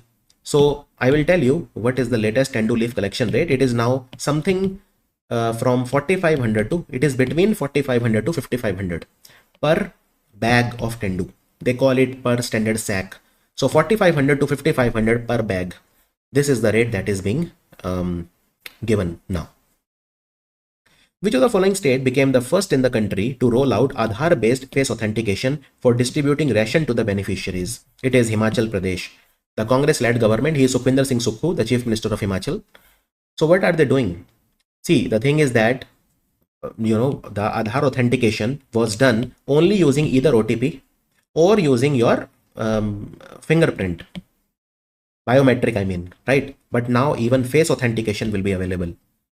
Now, because see, your Aadhaar is linked to your mobile phone. So mainly OTP is only done when they have to authenticate anything of using Aadhaar. But recently they started fingerprint biometric, but now they have started face authentication. In fact, Himachal is the first state in India to start Aadhaar based face authentication. And for that, they have launched a platform called Face Auth. Face Auth. What this will do? Basically, this will, for the fair price shops, the Pradhan Mantri Garib Kalyan Ann Yojana, for PDS, for all these schemes where they distribute free grains and all, they will do face authentication. This is one of the ways. If you don't want to do face authentication, you can always do biometric or OTP based, but face authentication will also be available now. Which of the following space agency has confirmed the discovery of 31 Atlas, this C2025N1, which is an interstellar comet originating from beyond our solar system? See, first of all, you need to understand the word interstellar. Interstellar means if something is passing through our solar system, but it is not bound by gravity. See, one is, it is your compulsion to roam around the sun because you are bound by the gravity. For example, Earth. Now, Earth is a planet. It revolves around the sun. Why? Because it is bound by gravity. Okay. Similarly, the moon revolves around the Earth. Why? Because it is bound by gravity. There is a compulsion. But if there is an object which is merely traveling in the solar system, it is not bound by the gravity, but it is still passing through the solar system, it is called interstellar object. So interstellar object means it is passing through the solar system, but it is not bound by gravity. So NASA space agency has discovered this 31 Atlas. It is and it is a comet. In Hindi we call comet Dhumketu. You must have heard about Halley's comet, which will come, I think, it's 2070 something, it will come near the Earth. Anyways, so interstellar comet, they are made up of dust or gas. They have a long tail. So this is an interstellar object. In fact, this is only the third interstellar object which is detected in our solar system in history. The first was detected in 2017 and that one was called Oumuamua, and the second one in 2019, which was called 2I Borisov. So this is only the third one, and it was discovered by the Atlas telescope of NASA, which is based in Chile. Mexico, they have secured their 10th CONCACAF Gold Cup title by defeating which team? The final happened in Houston in Texas. So basically, CONCACAF is a football federation that controls the Caribbean countries, North American countries like Canada, Mexico and US, and the Central American countries. So this is a football federation for Central America, Caribbean countries and North America. So all the countries of these three areas, they play here. And United States was beaten in the final by Mexico. So Mexico defeated America, and this was their 10th CONCACAF tournament. 10th CONCACAF tournament. Understood? Who was given the best player award? Edson Alvarez of Mexico. Now there is a report recently released called the Statistical Review of World Energy, and this report says that India's biofuel consumption has increased. In 2024, if you compare it with 2023, it has increased by almost 40%. Exact data I will tell you later. And now India is consuming approximately 77,000 barrel of oil equivalent per day. This is the biofuel consumption of India. Who gave this report? So this report has been given by the Energy Institute, which is based in London, and then KPMG company and Kearney. Now KPMG is based in London again, and Kearney is an American consulting company which is based in Chicago. So all of them have come together and given this report. So the answer is KPMG. Now let me tell you all the important things that you should know. If you say that which is the world's third largest energy consumer, then the answer would be India. India is the world's third largest energy consumer. Okay, this is what this report says. And the biofuel consumption is increasing at a very fast pace. Now let me show you some data. So you see here India. Now if you see 10-year period from 2014 to 2024, every year the biofuel consumption increased. That is, the compound annual growth rate was 31.8%. And if you see just 1 year, that is 2024, and if you compare it with 2023, you can see the production, the consumption. I will tell you the data on production also. So you can see the consumption increase from 55 to 77. That is an increase of 38.3% or almost 40%, you can say. So that is what I made the question on, that biofuel consumption in 2024 compared to 2023. And why India is consuming so much biofuel? Because we have a target of mixing 20% of ethanol 20% of ethanol in petrol by this year, that is 2025-26, and we have already achieved around 19.6%. So we are very, very close of achieving our target. Now, if you see some data, this is the biofuel consumption, right? In terms of consumption, which country currently is number one? So again, I will give you all the data. So just focus on this for 2024. And let's see biofuel consumption is highest in which country. Okay, so it is very easy. Of course, it is America, 842. 842. What is this 842? It is 1000 barrels of oil equivalent per day. That is a unit. Okay, 842. So America is the US. When I say America, I mean USA. It is the largest consumer. Now here is a very interesting country. You see Brazil. It is consuming 434, right? And here then if you go down somewhere here, you see China and India, right? So if you see China is 60, India is 77. So India has overtaken China when it comes to biofuel consumption is concerned. And any other country with more than 77, let's just cross check quickly. Yes, there is 181. This is Indonesia. So if you talk about biofuel consumption, number one is America, number two is Brazil, number three is Indonesia, and number four is now India, and number five is now China. So India has overtaken China to be the fourth largest biofuel consumer in the world. That is number one. Now let's talk about the biofuel production. Again, look over the data. So you can see America by far produces the maximum biofuel, 856, right? Second is again Brazil, 510. Then if you see somewhere here, now look at the data of India, for example. India, if you see the trajectory of India, it is just 70. If you see China, it is 106. But if you see Indonesia, it is 205.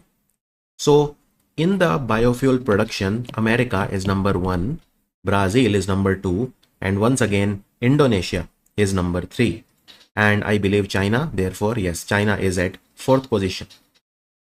So India lags behind when it comes to the biofuel production. It is only 70. So 4 countries are ahead of India with respect to the production of biofuel. And then they talk about some other things. For example, the wind and the solar, they are the fastest growing areas of energy system. And again, China is responsible for 57% of the new addition. So the wind and solar is growing like crazy, but it is mostly growing in one country, which is China, far ahead of other countries. Natural gas.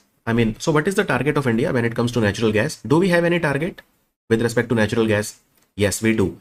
So remember, in our total energy consumption or in the total energy mix, the share of natural gas should be 15% by 2030. This is India's target. Now, nuclear energy is also increasing in the world, though not very significantly, but it increased, just 3%.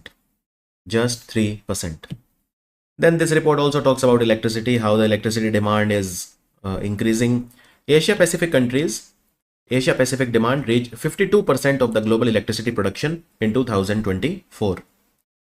And rare earth minerals, China almost has a monopoly on these. the global production of lithium has increased significantly. Chile is now the second largest lithium producer in the world, and its production increased significantly, right? So all this data is there, but I think you should know just that what is the rank of India when it comes to biofuel production and consumption. Which country has officially joined the new development bank, which is the BRICS bank? Now look, the membership of NDB and membership of BRICS are two separate things. Okay, so new development bank is headquartered in Shanghai, and currently Dilma Rousseff from Brazil is the president of this bank. Dilma Rousseff. It is also known as BRICS bank. So Colombia and Uzbekistan, they have joined new development bank as its members. Colombia and Uzbekistan. Colombia and Uzbekistan, a very, very important question, right? Now, which countries are the members of New Development Bank? And you know, recently one country became the member of New Development Bank. So which was the ninth member of the New Development Bank? It was Algeria. Algeria was the ninth member. Now, recently New Development Bank had their 10th annual meeting, which was chaired by Mr. Fernando Haddad. He is the Brazil finance minister. So that is where this decision was taken. Of course, India also participated. India was represented by our finance minister. So the board of this bank will meet in Russia next year. This year they met recently in Brazil. But again, NDB annual meeting and all these are not important from exam point of view. So which are the members of New Development Bank, by the way? So earlier, of course, 5 members, BRICS members: Brazil, Russia, India, China, and South Africa. And now you have, you have new members. Who are the new members? So Bangladesh, UAE, Egypt, and Algeria. So Algeria became the 9th member when? On 19th of May 2025. So now 10th and 11th member it has, which are Colombia and Uzbekistan. So now there are 11 countries which are members of NDB. And by the way, New Development Bank, it was established in 2015. And the annual meeting happened in Brazil in Rio de Janeiro. As per recent report, which is called Drought Hotspots Around the World from 2023 to 2025, droughts intensified by global heating. They have driven a wave of mass wildlife deaths across Africa and Amazon, with starvation, heat stress, etc. This report is released by which organization? So because of the drought, lack of food, animals are dying in mass numbers. There is a mass wildlife death that is reported in Africa and the Amazon area, which has countries like Suriname, Brazil, Colombia, and all that. So the answer is UN Convention to Combat Desertification. UN Convention to Combat Desertification, UNCCD. And UNCCD will have their COP17 next year in 2026 in Mongolia. They will have their 17th meeting in Mongolia. So this report says that droughts have made life very difficult for the animals. Now, which are the hardest hit areas with respect to the droughts? So southern and eastern Africa, the Amazon area, Southeast Asia, Mediterranean Sea area, Panama, and Mexico. These are the hardest hit drought hotspots. And in this report, they have also said that 2023 and 2024, you also know that 2024 so far was the warmest year on record, and 2023 is the second warmest year on record in the last so many decades. And then they have given example of some companies in the report, some countries in the report, like Somalia. 43,000 people died in 2022 alone because of drought-linked hunger, right? Venezuela, 30,000 fire points were there in wildlife. Lot of wildfires were there in Venezuela. Water shortages were there in Spain that affected agriculture, tourism, domestic supply. The sheep population in Morocco, it declined by 38% in the last 10 years. So they have given a lot of examples how the climate change is, ruining the world. And UN Convention to Combat Desertification is a very important United Nations backed treaty, and it entered into effect in December 1996. It is a legally binding treaty. India is also a member of it, right? And recently Spain and Senegal, mainly these two countries, they have launched the International Drought Resilience Alliance. This was launched at COP27 in 2022. International Drought Resilience Alliance is there. International Drought Resilience Alliance.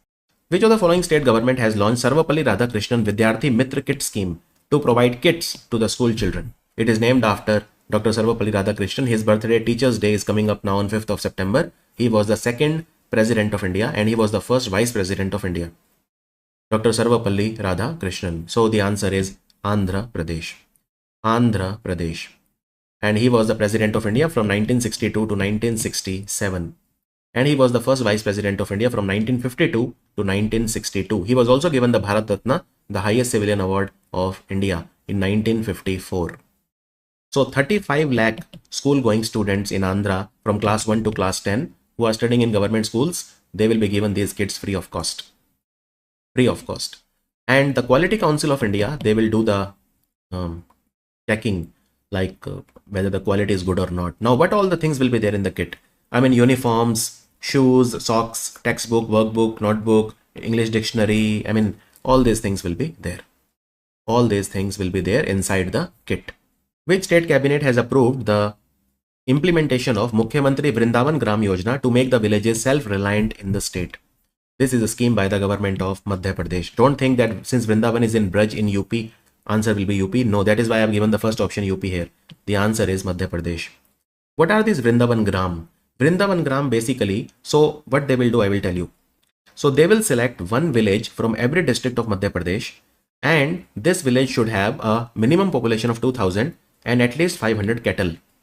And this village will be developed into a ideal village, a model village. You know, a village that is self-reliant, self-sufficient, with proper development, with cow rearing facility, dairy development, organic farming, water conservation, I mean, proper infrastructure development.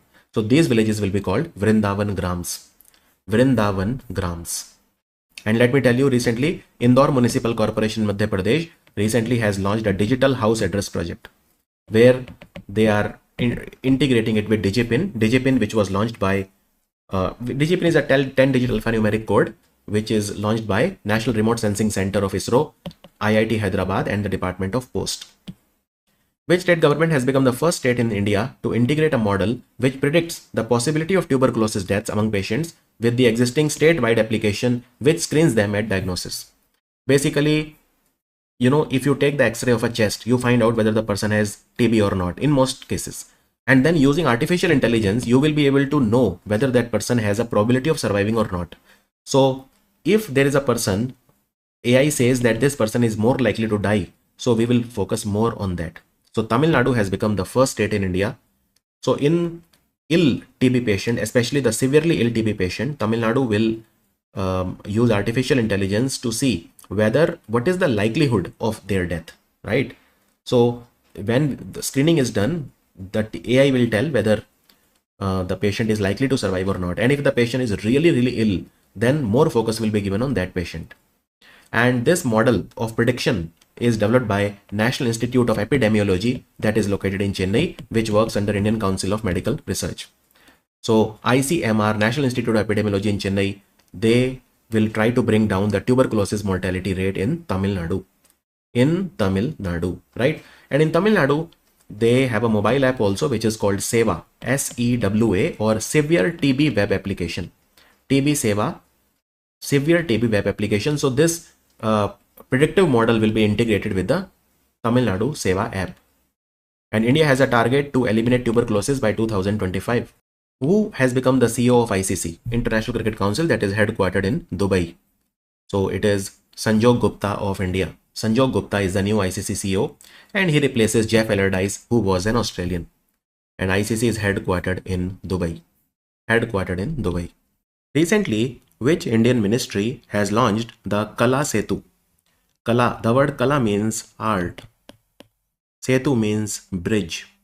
So it's a nationwide initiative inviting India's leading AI startups, artificial intelligence startups, to come up with a real-time, multilingual, multimedia content generation solution for prompt reach out to the citizens in governance. So Kala Setu is a real-time language technology for Bharat Challenge. right? So it has been launched by the Ministry of Information and Broadcasting. Let me tell you more about it. So what are we trying to do? First of all, you have to understand that we want to do these three things: text to video generation, text to graphics generation. Text to video simply means you give the text prompt, it will create a video. Text to graphics, text to audio, all these things we want to do. And look, we want to have our own system. We should not be dependent upon the OpenAI's Sora or the Google Gemini or Nano Banana and all these things. We want our own. So Ministry of Information Broadcasting, through the WaveX Startup Accelerator platform, they have launched Kala Setu. Kala Setu is a real-time language technology for Bharat Challenge. So all the leading AI startups, they will be invited, and they need to develop indigenous scalable solutions for automated generation of audio, video and graphic content from just the normal textual inputs. So this is the challenge, and we want to develop basically citizen-centric applications. So if you are a startup, you can register on the platform which is called WaveX platform of the Ministry of Information Broadcasting. You can register on WaveX, and there are some deadlines, like the startup they had to submit their concept by 30th of July, and etc, etc. Let me also tell you, they have also launched something called Bhasha Setu. So what is Bhasha Setu? Bhasha Setu is a language translation challenge. Language translation challenge. So that is called Bhasha Setu. The word Bhasha means language. So Kala Setu is what? It's a language technology that will allow text to video, text to graphics, text to audio generation, content creation. And Bhasha Setu is a language translation challenge. That is the difference, Bhasha Setu. And in Bhasha Setu, you have to devise some sort of a solution for translation of the languages, at least the 12 Indian languages. 12 Indian languages. And Ministry of Information Broadcasting, if you remember, they had organized the WAVE Summit recently in Geo World Center in Mumbai in Maharashtra. Which organization has launched the Universal Health Coverage Practitioners and Experts Knowledge Exchange and Resources, a regional peer-to-peer learning network to drive the universal health coverage across Asia and the Pacific. Across the Asia and the Pacific, so we are talking about Asian Development Bank. Asian Development Bank has launched it, and Asian Development Bank, they have something known as Inspire. Asian Development Bank, they have a program for promoting innovation in healthcare, which is called Inspire. So what is the full form of Inspire? Full form is not very important, but I'll tell you the full form. So Inspire is inclusive, sustainable, prosperous and resilient health system. In short, Inspire. So recently they conducted their first ever meeting of Inspire program in Manila in their headquarters, and that is where they launched this network called UHC Peer, which is Universal Health Coverage Practitioners and Experts Knowledge Exchange. As the name says, all the doctors, the practitioners, the experts, they will come together. They will share best practices with each other. So this initiative aims to address the gap in the regional health cooperation. There should be a health cooperation, which is missing between the countries. So this network will complement the existing UHC Knowledge Hub. We have the Universal Health Coverage Knowledge Hub, which is in Tokyo, and it will enable the countries to learn from each other. It will facilitate exchanges on reaching remote population, integration of private healthcare providers and sustainable health financing mechanism. So the idea is to provide peer-to-peer learning, and 25 developing member countries, they will come together. So Inspire is a flagship program of Asian Development Bank. Asian Development Bank. Recently, Nistar, the first indigenously designed and built diving support vessel of India, was handed over to the Indian Navy by which company? The first ever diving support vessel. It has been made by Hindustan Shipyard. Hindustan Shipyard is located in Visakhapatnam, also sometimes called as Vizag Shipyard. So this is a warship, and it has been designed because it is specially designed because it can undertake deep sea diving and rescue operations. In fact, the word Nistar is a Sanskrit word which means liberation, rescue or salvation. So the ship is around 10,000 ton, and it can go to a depth of it can support the diving operations up to a depth of 300 meters. 300 meters. So this will be used even for our other missions like Samudrayan. It can support the diving operations, or it can support rescue operations also, right? And Nestar is a very significant milestone for Hindustan Shipyard. Hindustan Shipyard, they delivered another ship 5 years back called INS Dhruv. INS Dhruv is a ship that was also delivered by Hindustan Shipyard. And let me tell you, Hindustan Shipyard, they are also constructing 5 fleet support ships for the Indian Navy. 5 fleet support ships for the Indian Navy. Is that clear? Here I will also add a small thing that recently Mazago Dock Shipbuilder, which is based in Mumbai, they have acquired 51% stake in the Colombo dockyard in Sri Lanka. This is the first overseas acquisition of Mazago Dock Shipbuilder. Which of the following company has developed the Coltem Baby, the first ever malaria treatment specially designed for babies and very young children? The answer is Novartis. Now, Novartis is a company from Switzerland. It is a pharmaceutical company from Switzerland. So they have launched Coltem Baby. This is a malaria treatment for children, for babies. And how does it work? So there is no malaria treatment which has officially approved for children who are below the weight of 4.5 kg. But this can be used. Malaria killed 6 lakh 6 lakh people in 2023, and out of that 75% were children below the age of 5. Chief Minister of UP has announced 2 new pilgrimage assistance schemes, Bodh Tirth Darsh Yojana and Panch Takht Yatra Yojana so Bodh Tirth Darsh Yojana is for the Buddhist people and Panch Takht Yatra Yojana is for the Sikh devotees. So under the both schemes, a minimum of how much will be provided as assistance to each pilgrim? How much money they will get for doing their pilgrimage? So the amount that will be given is 10,000 rupees per person. 10,000 rupees will be given as an assistance. So what are the 5 Takht? So we have the Anandpur Sahib, Akal Takht Sahib in Amritsar, Damdama Sahib in Talwandi Sabo, Punjab. We have the Takht Sachkhand Hazur Sahib in Nanded and Harminder Ji Sahib, that is in Patna. These are the 5 Takht, sacred Takhts, right? And Bodh Tirth Darshan Yojana will help the Buddhist devotees to go to different Buddhist sites, So that this is a scheme by the government of UP. India has tested an extended range anti-submarine rocket, that is Eraser system. So the laboratory of DRDO, Armament Research and Development Establishment Pune, High Energy Material Research Laboratory Pune, and which laboratory? They have designed and developed Eraser. So 3 laboratories of DRDO, they have come together for this system. The third one is Naval Science and Technological Laboratory, that is NSTL Visakhapatnam. And this Eraser system was tested recently from a ship called INS Kavarati. Eraser is a totally indigenous anti-submarine rocket. And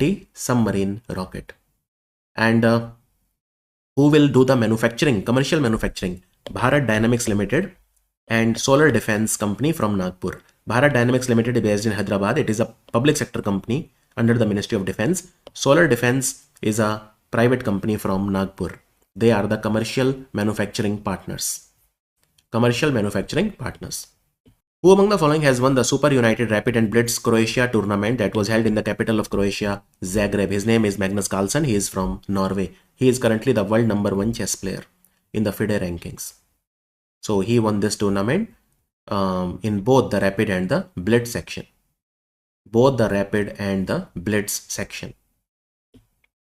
These are the final standings. You can see Gukesh of India finished 3rd. Which organization has officially announced the NSEL Settlement Scheme 2025, offering an opportunity for those brokers who were involved in the National Spot Exchange Limited matter to resolve the securities law violations through a structured settlement mechanism? It has been launched by the SEBI, Securities and Exchange Board of India. So what is the meaning of this? So there are brokers against whom SEBI passed orders for trading or facilitating trading on the National Spot Exchange Limited platform and SEBI basically passed orders against them. So then they appealed to different tribunals like Securities Appellate Tribunal or courts against the SEBI order. Now SEBI is giving them a chance. This is a settlement scheme. Okay, this is a settlement scheme.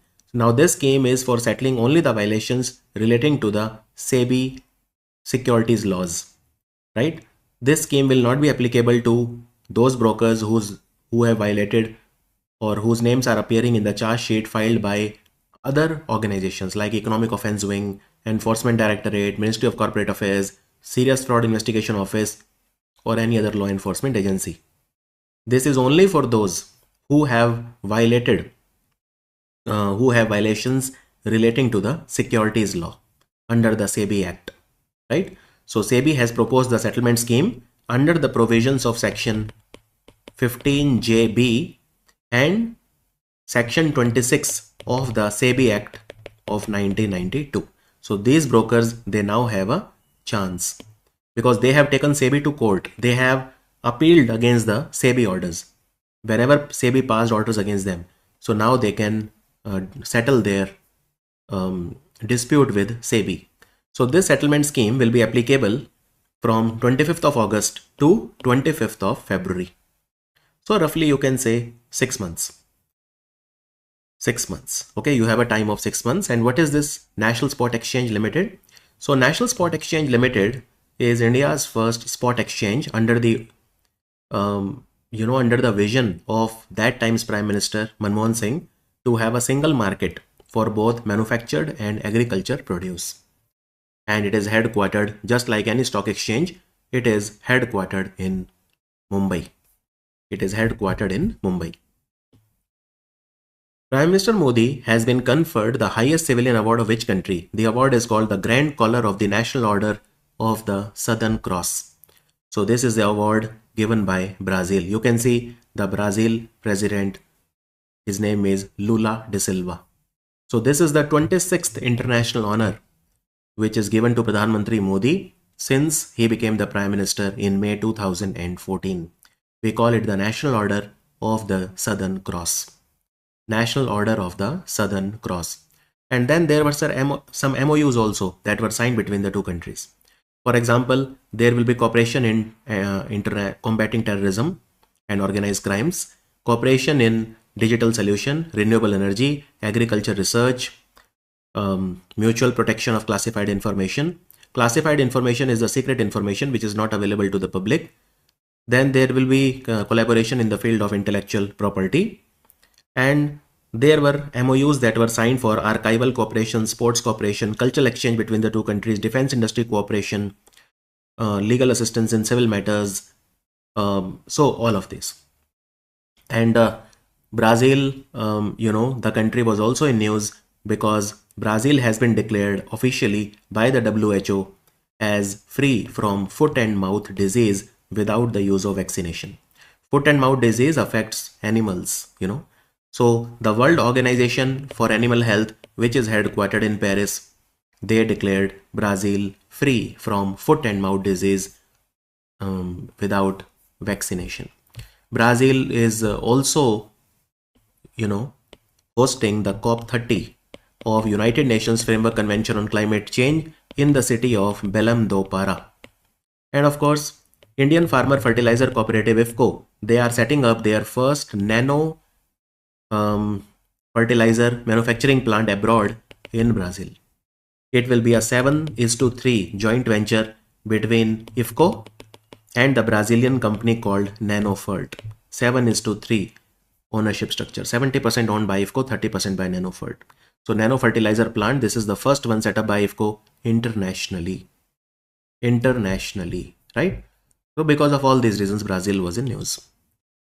The Women Empowerment Wing of BRICS Chamber of Commerce and Industry, they have launched an initiative to enable the women to take a leadership position in technology, especially artificial intelligence, with a focus on creating a sustainable global economy. So what is the name of this initiative? It is called WeWise. So what is WeWise? The Women Empowerment Wing of BRICS Chamber of Commerce, they have launched WeWise. What is the meaning of it? Women in Innovation. Let me tell you the full form. WeWise, Women in Innovation, Science and Entrepreneurship. So this initiative was launched during the BRICS Women's Business Alliance annual meeting in Rio de Janeiro in Brazil. This VWISE will be based on three pillars: innovation and collaboration, access to funding, and policy advocacy. And a lot of international organizations are also helping in this initiative. Now, with respect to BRICS, you should know one or two things. BRICS will take place where? It will take place in Rio de Janeiro. And BRICS, they also have a bank which is called the New Development Bank, headquartered in Shanghai. And by the way, New Development Bank now has 11 members. Now, can you tell me which country has become the 11th member? So two countries have joined NDB recently, Colombia and Uzbekistan.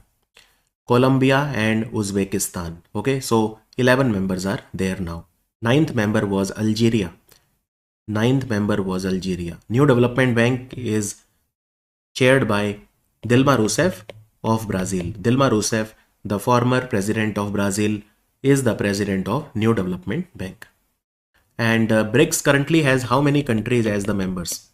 So BRICS has 10 countries as full-time members. Brazil, Russia, India, China, South Africa. Then you have Egypt, Ethiopia, Indonesia, Iran, and the UAE. And which was the 10th member? Indonesia. Indonesia is the latest member, or you can say the 10th member of BRICS. It is the latest member to join BRICS as a full-time member. Which company has launched Grok 4, which can analyze images and even respond to questions? Grok 4 is launched by Sai. It is available on Twitter. Twitter was renamed to X. So Elon Musk has launched the model Grok 4. You can use Grok on Twitter. I use Grok a lot. And there is a subscription plan called Super Grok Heavy. In fact, there is a voice assistant also called Eve. So now Grok 4 is further empowered with a voice assistant called Eve. And it is an upgrade over Grok 3. Here I would also like to tell you that there is a Chinese AI startup called DeepSeek. So DeepSeek has launched something called Janus Pro 7B. Which is a AI model that will generate images from text input. So it will compete with OpenAI's DAL E3. DAL E3 is of OpenAI. Even Sora is of OpenAI. ChatGPT is also of OpenAI. It will compete with all of these. In fact, there is a Chinese company ByteDance which owns TikTok, and ByteDance has launched Seedream version 4 recently, which will also give challenge to Google Gemini and Nano Banana, right? DeepSeek R1 is one of the most used large language models, and it is very, very cheap, right? Very cheap, because DeepSeek subscription is at a fraction of a cost compared to ChatGPT, right? In fact, there is a Claude. You must have heard about Claude 3.5 Sonnet, which was launched by Anthropic. This is also being used a lot these days. Anthropic is a very big AI company, and Claude is their large language model. Airports Council International, ACI World. ACI, Airport Council International, is an organization headquartered in Montreal. So ACI World has published the 2025 edition of the World Airport Traffic Dataset. According to this report, which is the busiest airport in the world for international passengers? Be very careful. They are asking for international passenger. It is Dubai International Airport. It handled 92 million travelers, 9.2 crore travelers in 2024. Here you can see Dubai International Airport is the busiest for international passengers, 9.2 crore passengers. Second was the Heathrow Airport of London, 7.9 crore passengers. Third was the Incheon Airport in South Korea, 7 crore international passengers. Right? You can see in the top 10, there is no Indian airport. Now let us take a look at the total passengers. Now I am not worried about whether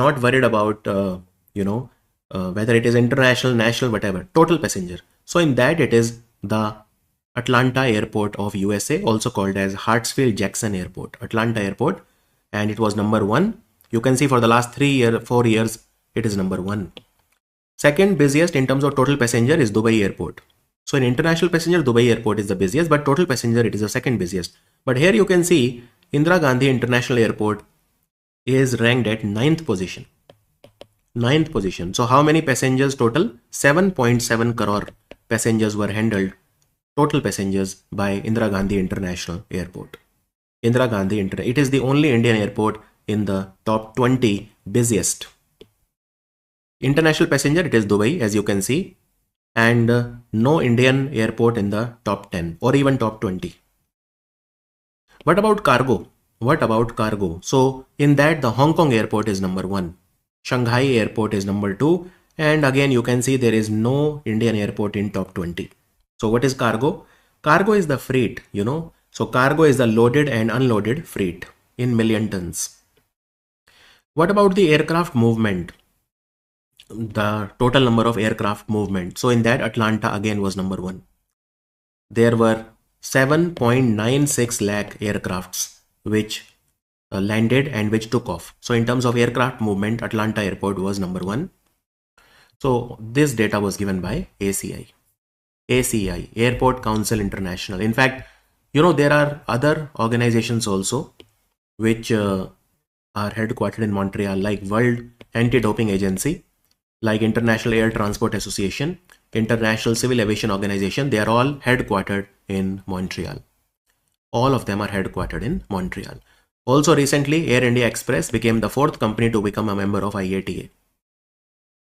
11th edition of India Maize Summit was held in New Delhi. This summit was organized by which organization? In collaboration with Indian Institute of Maize Research.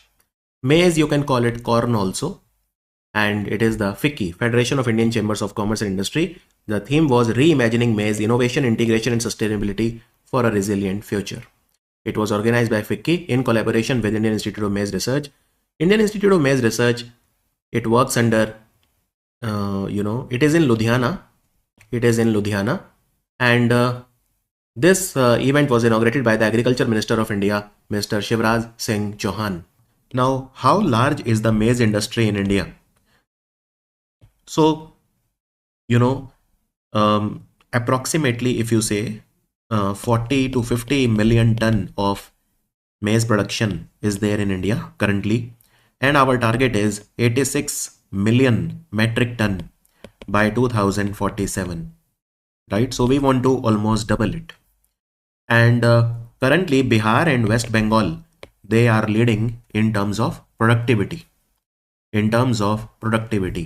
And the productivity in India is 3.7 million ton per hectare, which is far below the global standards. So we have to focus on productivity more if we want to increase the production.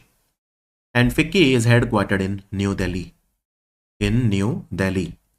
So I will add one more thing here, that recently the 7th Helicopter and Small Aircraft Summit was organized in Pune. It was organized by the Ministry of Civil Aviation in collaboration with Pawan Hans.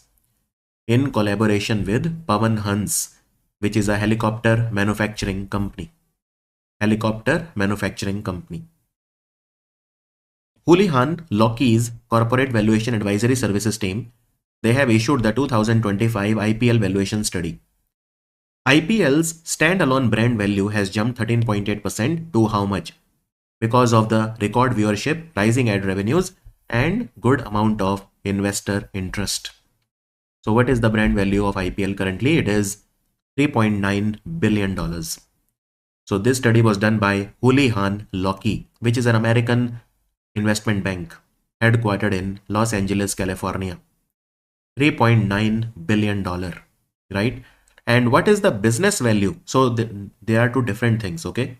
We have a brand value, which is $3.9 billion, but the business value is $18.5 billion. $18.5 billion. One more thing, Royal Challengers Bangalore is now the most valuable IPL team. So the brand value of Royal Challengers Bangalore is $269 million. Mumbai Indians is second at $242 million and Chennai Super Kings is third at $235 million. So these are the top 3 most valuable brands in the IPL. Here you can see RCB, brand value keeps on increasing. Indian Coast Guard and the Coast Guard of which country, they have done a joint exercise which is called Ja Mata off the coast of Chennai. Off the coast of Chennai. Indian Coast Guard works under the Ministry of Defense. The answer is Japan. And what is the meaning of the word Ja Mata? Ja Mata means see you later. In Japanese language, it means see you later. So the Japan Coast Guard was represented by their ship called Itsu Kushima. Itsu Kushima, right? And Itsu Kushima visited India recently. So Chennai was the location of Ja Mata exercise. Ja Mata exercise.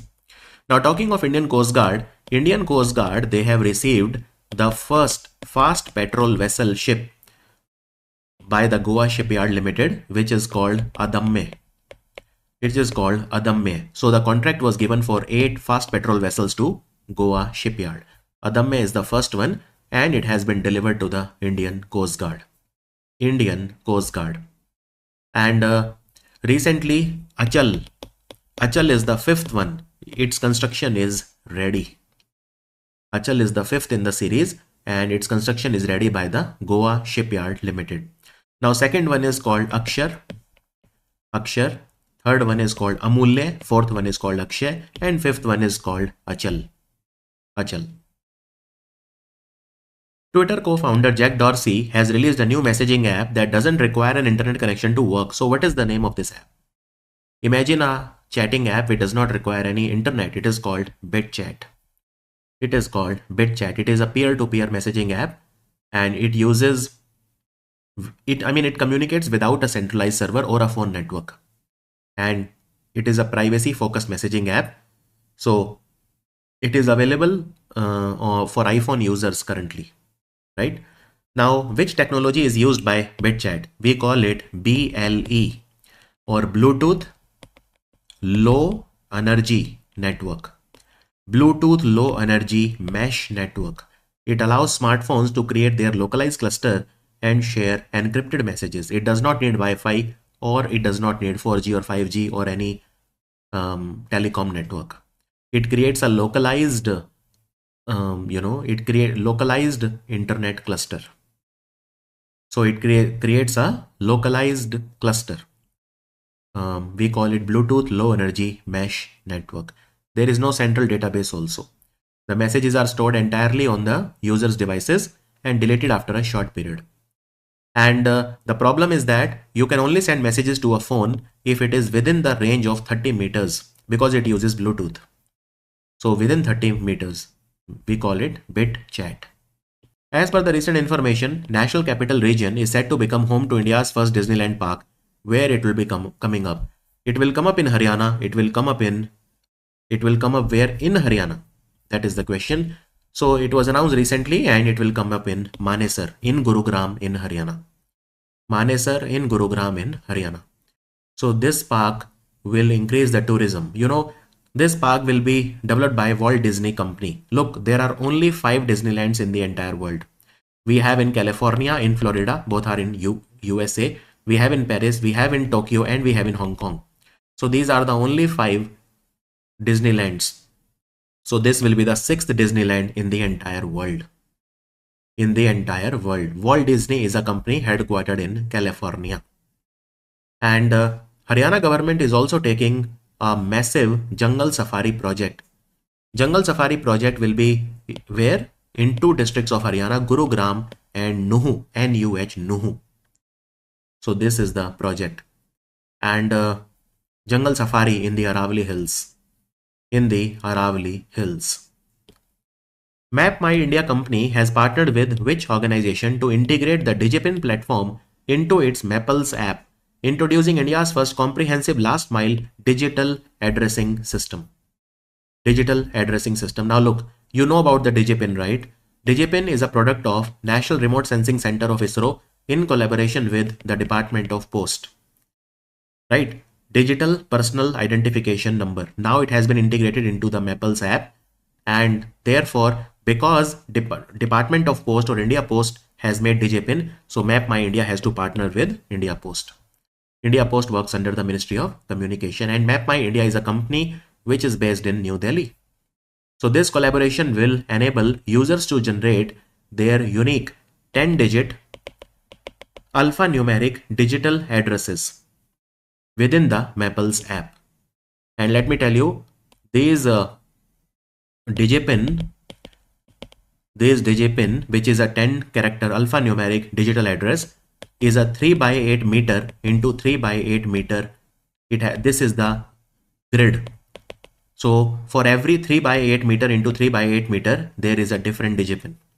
So the accuracy is 3 by 8 into 3.8 into 3.8, or you can say 3.8 by 3.8 meter. This is the grid level accuracy, and this will be integrated DigiPin directly into the Maples app. So who has made DigiPin? DigiPin is created by IIT Hyderabad, National Remote Sensing Center, which is again in Hyderabad, in collaboration with the Department of Post. So IIT Hyderabad has also launched it. And DigiPin is the future. I mean, it will replace the old PIN code. You know, PIN code was a 6-digit PIN code system which was enabled in 1972.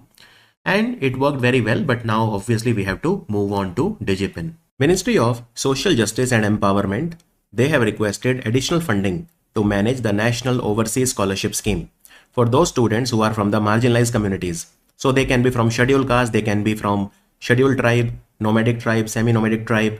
They can be, you know, from all the marginalized communities. And they have to be low income students, right? So which statement about this scheme is not correct? It is a central sector scheme, National Overseas Scholarship Scheme. But what exactly this is scheme? So look, in this scheme, what happens is some students every year, okay, they are sent abroad for higher education. Higher education means they can do their PhD or they can do their master's degree abroad. And all of the expenses will be undertaken by the Ministry of Social Justice and Empowerment. So it is a central sector scheme. This is correct, which means 100% funded by the central government, by the Ministry of Social Justice. 125 candidates are selected every year. Yes, this is also correct. 50% of the scholarships are reserved for female candidates. No, this is not correct. So the answer is option C. They are asking which of the statement is not correct. And the applicant should be less than 35 years of age. Yes, that is also correct. So let me show you. It is a central sector scheme.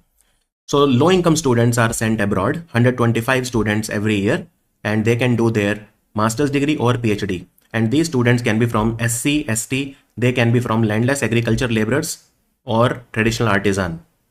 And out of 125 candidates, 115 are from SC, 6 from denotified nomadic and semi-nomadic tribe, 4 are from landless agriculture laborers candidate, and remaining are traditional artisan.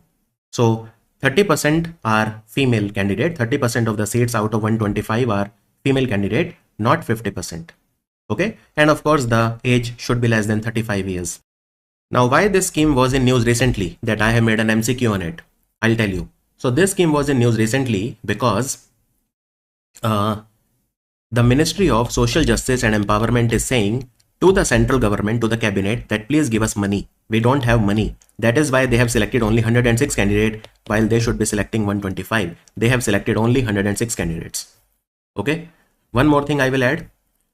The income, you know, I said low income candidate, right? So they have defined what is the meaning of low income. The annual family income, the income of the entire family to which the candidate belongs from, should be less than 8 lakh rupees per annum. That is also one of the criteria to select these 125 candidates. And also this ministry also was in news recently because they have a mobile app which is called Sugamya Bharat app. And this app is now updated. There is a AI powered chatbot that has been added to this app, and this app was launched in 2021 by the Ministry of Social Justice and Empowerment. Sugamya Bharat. Climate Policy Initiative organization, they have released their Global Landscape of Climate Finance report. This offers a comprehensive overview of the capital flows for climate action across sectors, regions, and financial actors. Global climate finance reached an all-time high of what amount in 2023, representing a 15% increase from 2022. What is climate financing? So in climate financing, this is the money that is invested in climate friendly sectors, right? To decrease the carbon footprint. And this money was $1.9 trillion in 2023. In 2023. So let me show you. You can see the total investment in the climate financing was $1.9 trillion. And this is a breakup. This is a breakup. So where was this finance used? So in the energy sector, $834 billion. In the transport sector, $545 billion. Building infrastructure, $290 billion. Waste management, $29 billion. Industries, $26 billion, etc. etc. So total was $1.9 trillion. This was in climate financing. Now, if you see over the years, in 2018, the climate financing was just $812 billion. And look at now, $1,900 billion or $1.9 trillion. So the money has been consistently increasing. If you see, it has been increasing, and after 2020, after the COVID time, it has increased significantly. So from 2021 to 2023, the increase is exponential. It is 26% growth. Compound annual growth rate was 26%. And if you compare from 2018 and 2023, then it is 18%. So there are two rates, 26% and 18%. So if we keep growing at 26%, the climate financing will increase to $6 trillion by 2028. By 2028, that is, you can see by 2028, we will reach $6 trillion if we grow at 26%, on which we grew from 2021 to 2023. But if we grow at 18%, then we will reach 6 trillion here, that is 2031. 2031, right? Now we are still falling short. We are still falling short of our target. Now, out of the total investment, $1.9 trillion in climate financing, $1.78 trillion was in mitigation.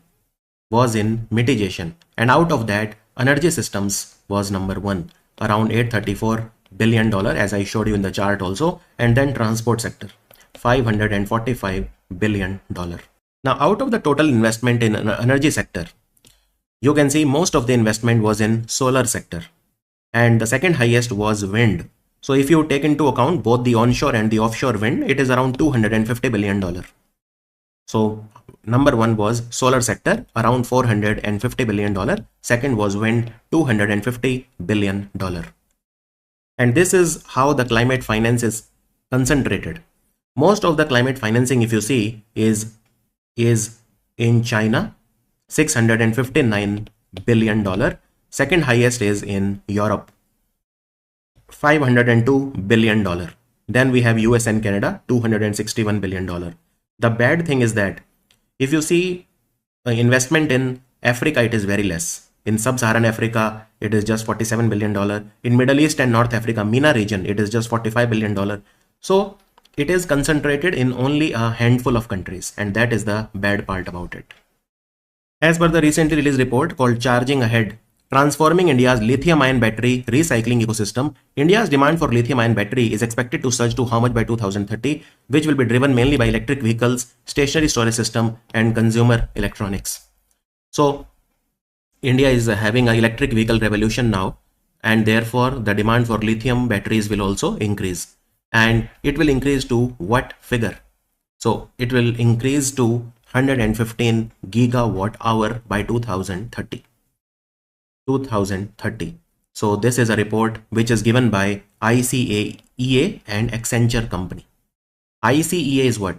ICEA is India Cellular and Electronics Association, ICEA, which is a industry association based in Delhi. And this organization is a organization that works with the electronics and technology companies in India, and Accenture, which is a global consulting company headquartered in Dublin, the capital of Ireland. So this is a report, the lithium battery LIB demand. Let me give you more data.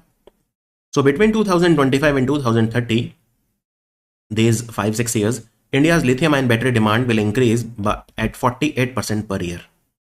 48% per year.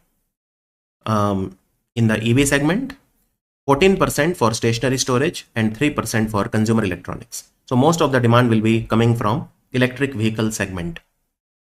And to meet this rising demand, what do we need to do? We need to do the lithium battery cell manufacturing. So the domestic cell manufacturing is expected to touch 220 gigawatt hour by 2030. Government is also doing production linked incentive scheme for battery manufacturing. There is also a scheme for battery energy storage system where government gives subsidy. So there are a lot of manufacturing companies for electric vehicle and electric scooters and all. Ola Electric, Reliance New Energy Solar, and Rajesh Exports. So they have already got PLI support from the government for 40 gigawatt hour capacity. And India will also like to have more access to critical minerals like lithium, cobalt, nickel, and manganese. Most of these we import from countries like China, even Argentina. We have importing lithium. Lithium triangle you must be knowing. So India currently recycles only 1% of the lithium ion battery into usable material. So this we would like to increase.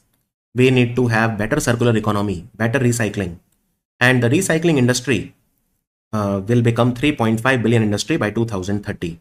So financially also it will be very beneficial if we do more recycling of these things. So the most important thing from this report is that India is recycling only 1% of lithium ion batteries, but this industry will become 3.5 billion. The recycling industry will become for the battery will become 3.5. Battery recycling industry will become 3.5 billion by 2030. So we need to pay more attention to it. Prime Minister of India Narendra Modi ji was given the Order of the Most Ancient Welvicia Mirabilis. This is the highest civilian honor of which country? This is the highest civilian honor of which country? So the answer is Namibia. Pradhan Mantri Modi ji, he visited many countries recently. So one of that was to Namibia. So this is the highest civilian honor that was given to him. So this is the 27th country, Namibia, which has given their highest civilian award to Pradhan Mantri Modi ji. And India and Namibia, they have signed certain MOUs also. So for example, there was a MOU for entrepreneurship development. We will be setting up, we will help Namibia in setting up a center for entrepreneurship development, and we will also cooperate in the field of health and medicine. Now Namibia will join CDRI, which is Coalition for Disaster Resilient Infrastructure, headquartered in Delhi. Namibia will also join the Global Biofuel Alliance. Namibia is also excited about the digital payment system, right? I mean, UPI technology they want and all these things they want. Also, Namibia helped India in giving us cheetah. So a lot of cheetah came from Namibia to India as a part of the cheetah reintroduction project. CDRI basically is an organization which was launched by Pradhan Mantri Modi ji in 2019, and it is based in Delhi. So Namibia will join this organization. India recently secured third position on the medals table with a total of 588 medals at the 21st World Police and Fire Games. So who participate in this? Well, the fire squad, the people who work in the fire safety, and the police people, they all participate in these games. So which country topped the medal tally? So let me show you. You can see America with 569 gold, total 1354 medal. Second was Brazil, third was India. So India won 280 gold medal, 178 silver and 130 bronze, winning to 588 medals in total, and therefore we were third in the medal tally. So which country topped the medal tally? The answer is United States of America. Now little bit you should know about these games, okay? And by the way, where were these games held? So these games were held in Birmingham. Now be careful, be very careful. One Birmingham city is in UK, but not this one. This Birmingham is in Alabama in America. This Birmingham city is different from that in UK. This Birmingham city is in Alabama in America. And India won 280 gold medal, which is a lot, Now from India, if you see from India, out of the total medal 588, maximum were won by the UP Police. UP Police won 95 medals. 95 medals. So UP Police created history. Out of all the police, UP Police was the best, if you want to break it down further, right? And one very good news, the 2029 edition of World Police and Fire Game, they will take place in Ahmedabad in Gujarat. 2029 World Police and Fire Games will take place in Ahmedabad. So they will take place in not just Ahmedabad, but they will also take place in Gandhinagar and Ekta Nagar. Ekta Nagar is Kevadia, which is in Narmada district of Gujarat. So India will host the 2029 World Police and Fire Games. Now, look, before that, these games will happen in 2027, and those one will take place in Perth in Australia. So these games are held every 2 years.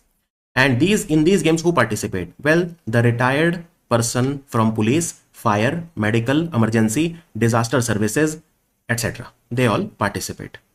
And in 2023, these games were held in Winnipeg in Canada. So these games, I mean, they're Olympic style. I mean, all the games are there. Athletics and everything is there. So these games were first organized in 1985. 1985, right? First time they were held in California, and more than 60 sports are there. So great performance by India. As per the recently released America's Richest Immigrants list by Forbes, which of the following is the only Indian origin billionaire to feature in the list? He is the 8th in the list. His wealth is $17.9 billion. He is an immigrant. Immigrant means he was not born in US. He is none other than Jay Chaudhry. Jay Chaudhry. So there were 125 immigrants who were ranked. And of course, Elon Musk was number 1. Elon Musk was born in South Africa, and he is the richest person in the world, but he is also the richest immigrant. Then we have Sergey Brin, the founder of Google, Sergey Brin and Larry Page. Jensen Huang, founder of Nvidia.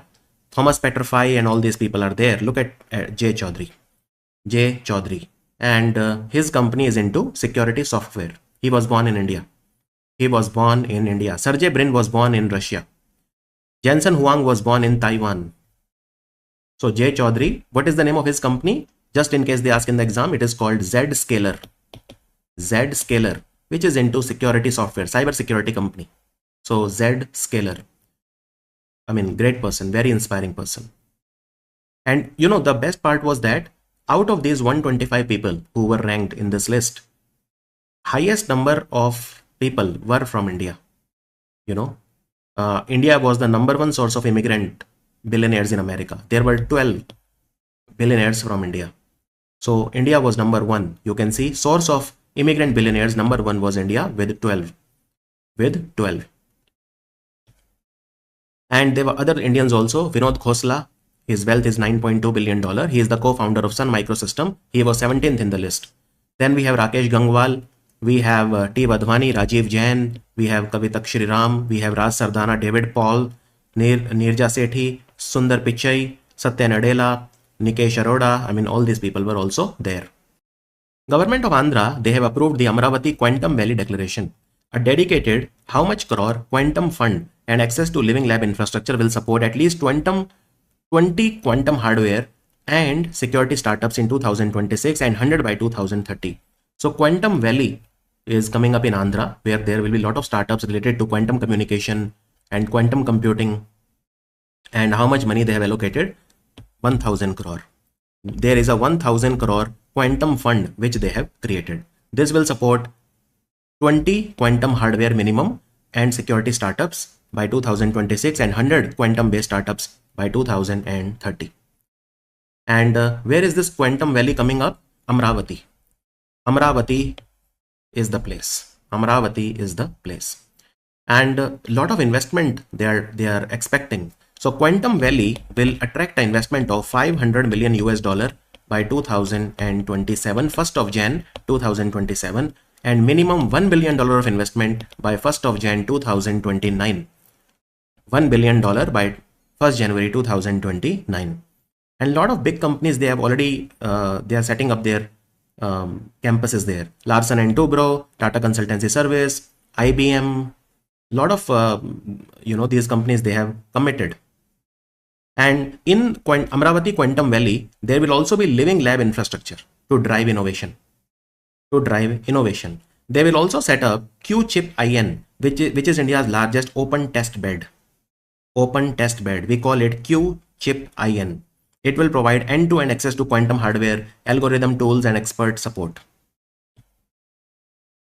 IBM company, they will install their quantum system 2 at the Amravati Quantum Valley. And this quantum system 2 will be able to test 100 quantum algorithms. So they will also set up 3 quantum computers, IBM company. Very, very big project. In fact, government of Andhra, they will also set up Global Quantum Collaboration Council in Amravati. And they will host World Quantum Expo every year. Which state has become the first state in India to formally align with the Cruise Bharat mission, which is a flagship initiative which aims to promote the cruise tourism in the country. Cruise tourism in the country. So the first state to align with it is Gujarat, which has formally aligned itself with the Cruise Bharat mission. So India has a very long coastline from Gujarat all the way till West Bengal. And so Gujarat, you know, has the longest coastline of India, 2,340 kilometer coastline, right? It has a lot of rivers also like Sabarmati and Narmada, where you can have cruises. So the Gujarat Maritime Board, they have aligned with the Cruise Bharat mission. They will run cruises to different places like Diu, Porbandar, Dwarka, Jamnagar, Padala Island, Okha, Veraval, like that. So Gujarat will have multiple circuit from Padala Island to Run of Kutch circuit, from Porbandar, Veraval, Diu circuit, from Dwarka, Okha, Jamnagar circuit. And you can enjoy the coastal beauty from these places, right? So considering the tourism sector, every cluster, there are 3 clusters, 3 circuits, right? So every circuit or cluster will ensure key natural and cultural destination. They will ensure that all these destinations are within 100 kilometer radius, making shore excursions efficient and attractive for the cruise passengers. So they have to make sure that all the natural and cultural destinations are within 100 kilometer radius. 100 kilometer radius. Now this Cruise Bharat mission was launched by the Ministry of Port, Shipping and Waterways. It was launched by Sarbanand Sonowal, right? In fact, he was sitting on a cruise that time called Empress, when he launched the Cruise Bharat mission. And Cruise Bharat mission started from 1st October 2024 and it will end on 31st of March 2029. Cruise Bharat mission will be in 3 phases. And what is the target? Well, the target is the sea cruise passengers we have to increase from 0.5 million to 1 million. So we have to double the sea cruise passengers from 0.5 million to 1 million. And what about the river cruise passenger? These are sea cruise passenger. River cruise passenger, we have to increase from 0.5 million to 1.5 million. 1.5 million. And the number of international cruise terminals, we have to increase. The international cruise terminal or the sea terminal, we have to increase. Currently there are only 2 and we have to increase it to 10. And the river cruise terminal, we have to increase from 50 to 100. Also, Cruise Bharat mission has some long-term target. So the number of passengers currently is around 0.5 million, right? By 2047, we want to increase the number to 5 million. 5 million by 2047. That is also one of the targets. Long-term target. There is a company called Space TS. It has signed a MOU with which of the following company to jointly develop India's first indigenous quantum secure satellite and space-based technology. India's first indigenous quantum secure satellite will be developed by Space TS in collaboration with which company? The collaboration will be done with Synergy Quantum India Private Limited. Synergy Quantum India Private Limited is a company headquartered in New Delhi. And Space TS is a company headquartered, it has multiple offices in Bangalore, Ahmedabad and Delhi NCR. So what are they trying to achieve? Well, they will build sovereign, that is an indigenous quantum resilient space infrastructure, which is capable of withstanding the emerging threats in quantum technology. So they will design, develop, integrate and deploy advanced quantum satellites. Which of the following country is set to host the 2025 Artistic Gymnastic World Championship? Artistic Gymnastic World Championship will be hosted in 2025 by Indonesia. The answer is Indonesia. Right? Indonesia has also become the 10th member of BRICS recently. 10th member of BRICS. And this is the first time that Indonesia, in fact, any Southeast Asian country, this is the first time that they are organizing it. Where will it take place? It will be organized in Jakarta, which is the former capital of Indonesia, from 19th of October to 25th of October. So this is the 53rd edition of Artistic Gymnastic World Championship. There will be more than 600 athletes who will be participating. And this is a very old tournament. You'll be surprised that this tournament, is organized by the International Gymnastics Federation. And International Gymnastics Federation was founded in 1881 and it is headquartered in Lausanne. And first time this competition was held was in 1903. So Indonesia recently became the 10th member of BRICS and it became the 9th member of New Development Banks or the BRICS Bank. So don't get confused between BRICS and BRICS Bank. Both are different. NDB is headquartered where? Shanghai. Which company has become the world's first publicly traded company, which means listed company, to have a market capitalization of $4 trillion? It is NVIDIA. This company was started by Jensen Huang, who was born in Taiwan, but today he is an American citizen. NVIDIA is the answer. So it is the first publicly traded company to have a market cap of $4 trillion, overtaking Microsoft, which is at around $3.7 trillion, and Apple, which is at around $3.1 trillion. So you can see NVIDIA is number one. It has a market cap of now. It has leapfrogged Apple and Microsoft, Amazon and Google, all of these. So extremely important company and will only grow in future. It is headquartered in California. Right? In fact, recently the same company has partnered with the government of Andhra Pradesh because there is a AI university that will be set up in Amravati with the help of NVIDIA, where a lot of engineering students will be trained in the next 2 years, approximately 10,000. So it will play a huge role there. And also NVIDIA company has launched a few things. For example, they have launched NVLink Fusion, which is a advanced chip technology. They have launched this. And NVIDIA has also launched something called DGX Spark. And NVIDIA has also launched a software called Dynamo, open source inference software called Dynamo. It has also been launched by NVIDIA. And NVIDIA has also launched Evo 2, which is a genetic research AI system. India has achieved second place by winning how many medals at the 2025 Asian Para Archery Championship, which was held in the capital of China, that is Beijing. So China finished number one in the medal tally and India won total 9 medals. The answer is option C. Let me show you. China was number one, winning 17 medals, 10 gold. India won 3 gold and total 9 medal. Third was Singapore, winning only 1 gold medal.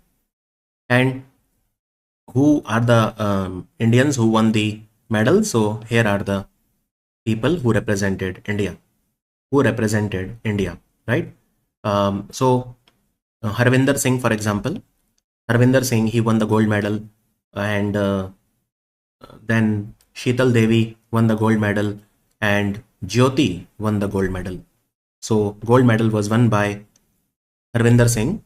It was also won by Sheetal Devi and Jyoti. So that was the video for Best 300 series for the month of July in English, Set 2. I'll see you very soon in Set 3. Thank you for watching.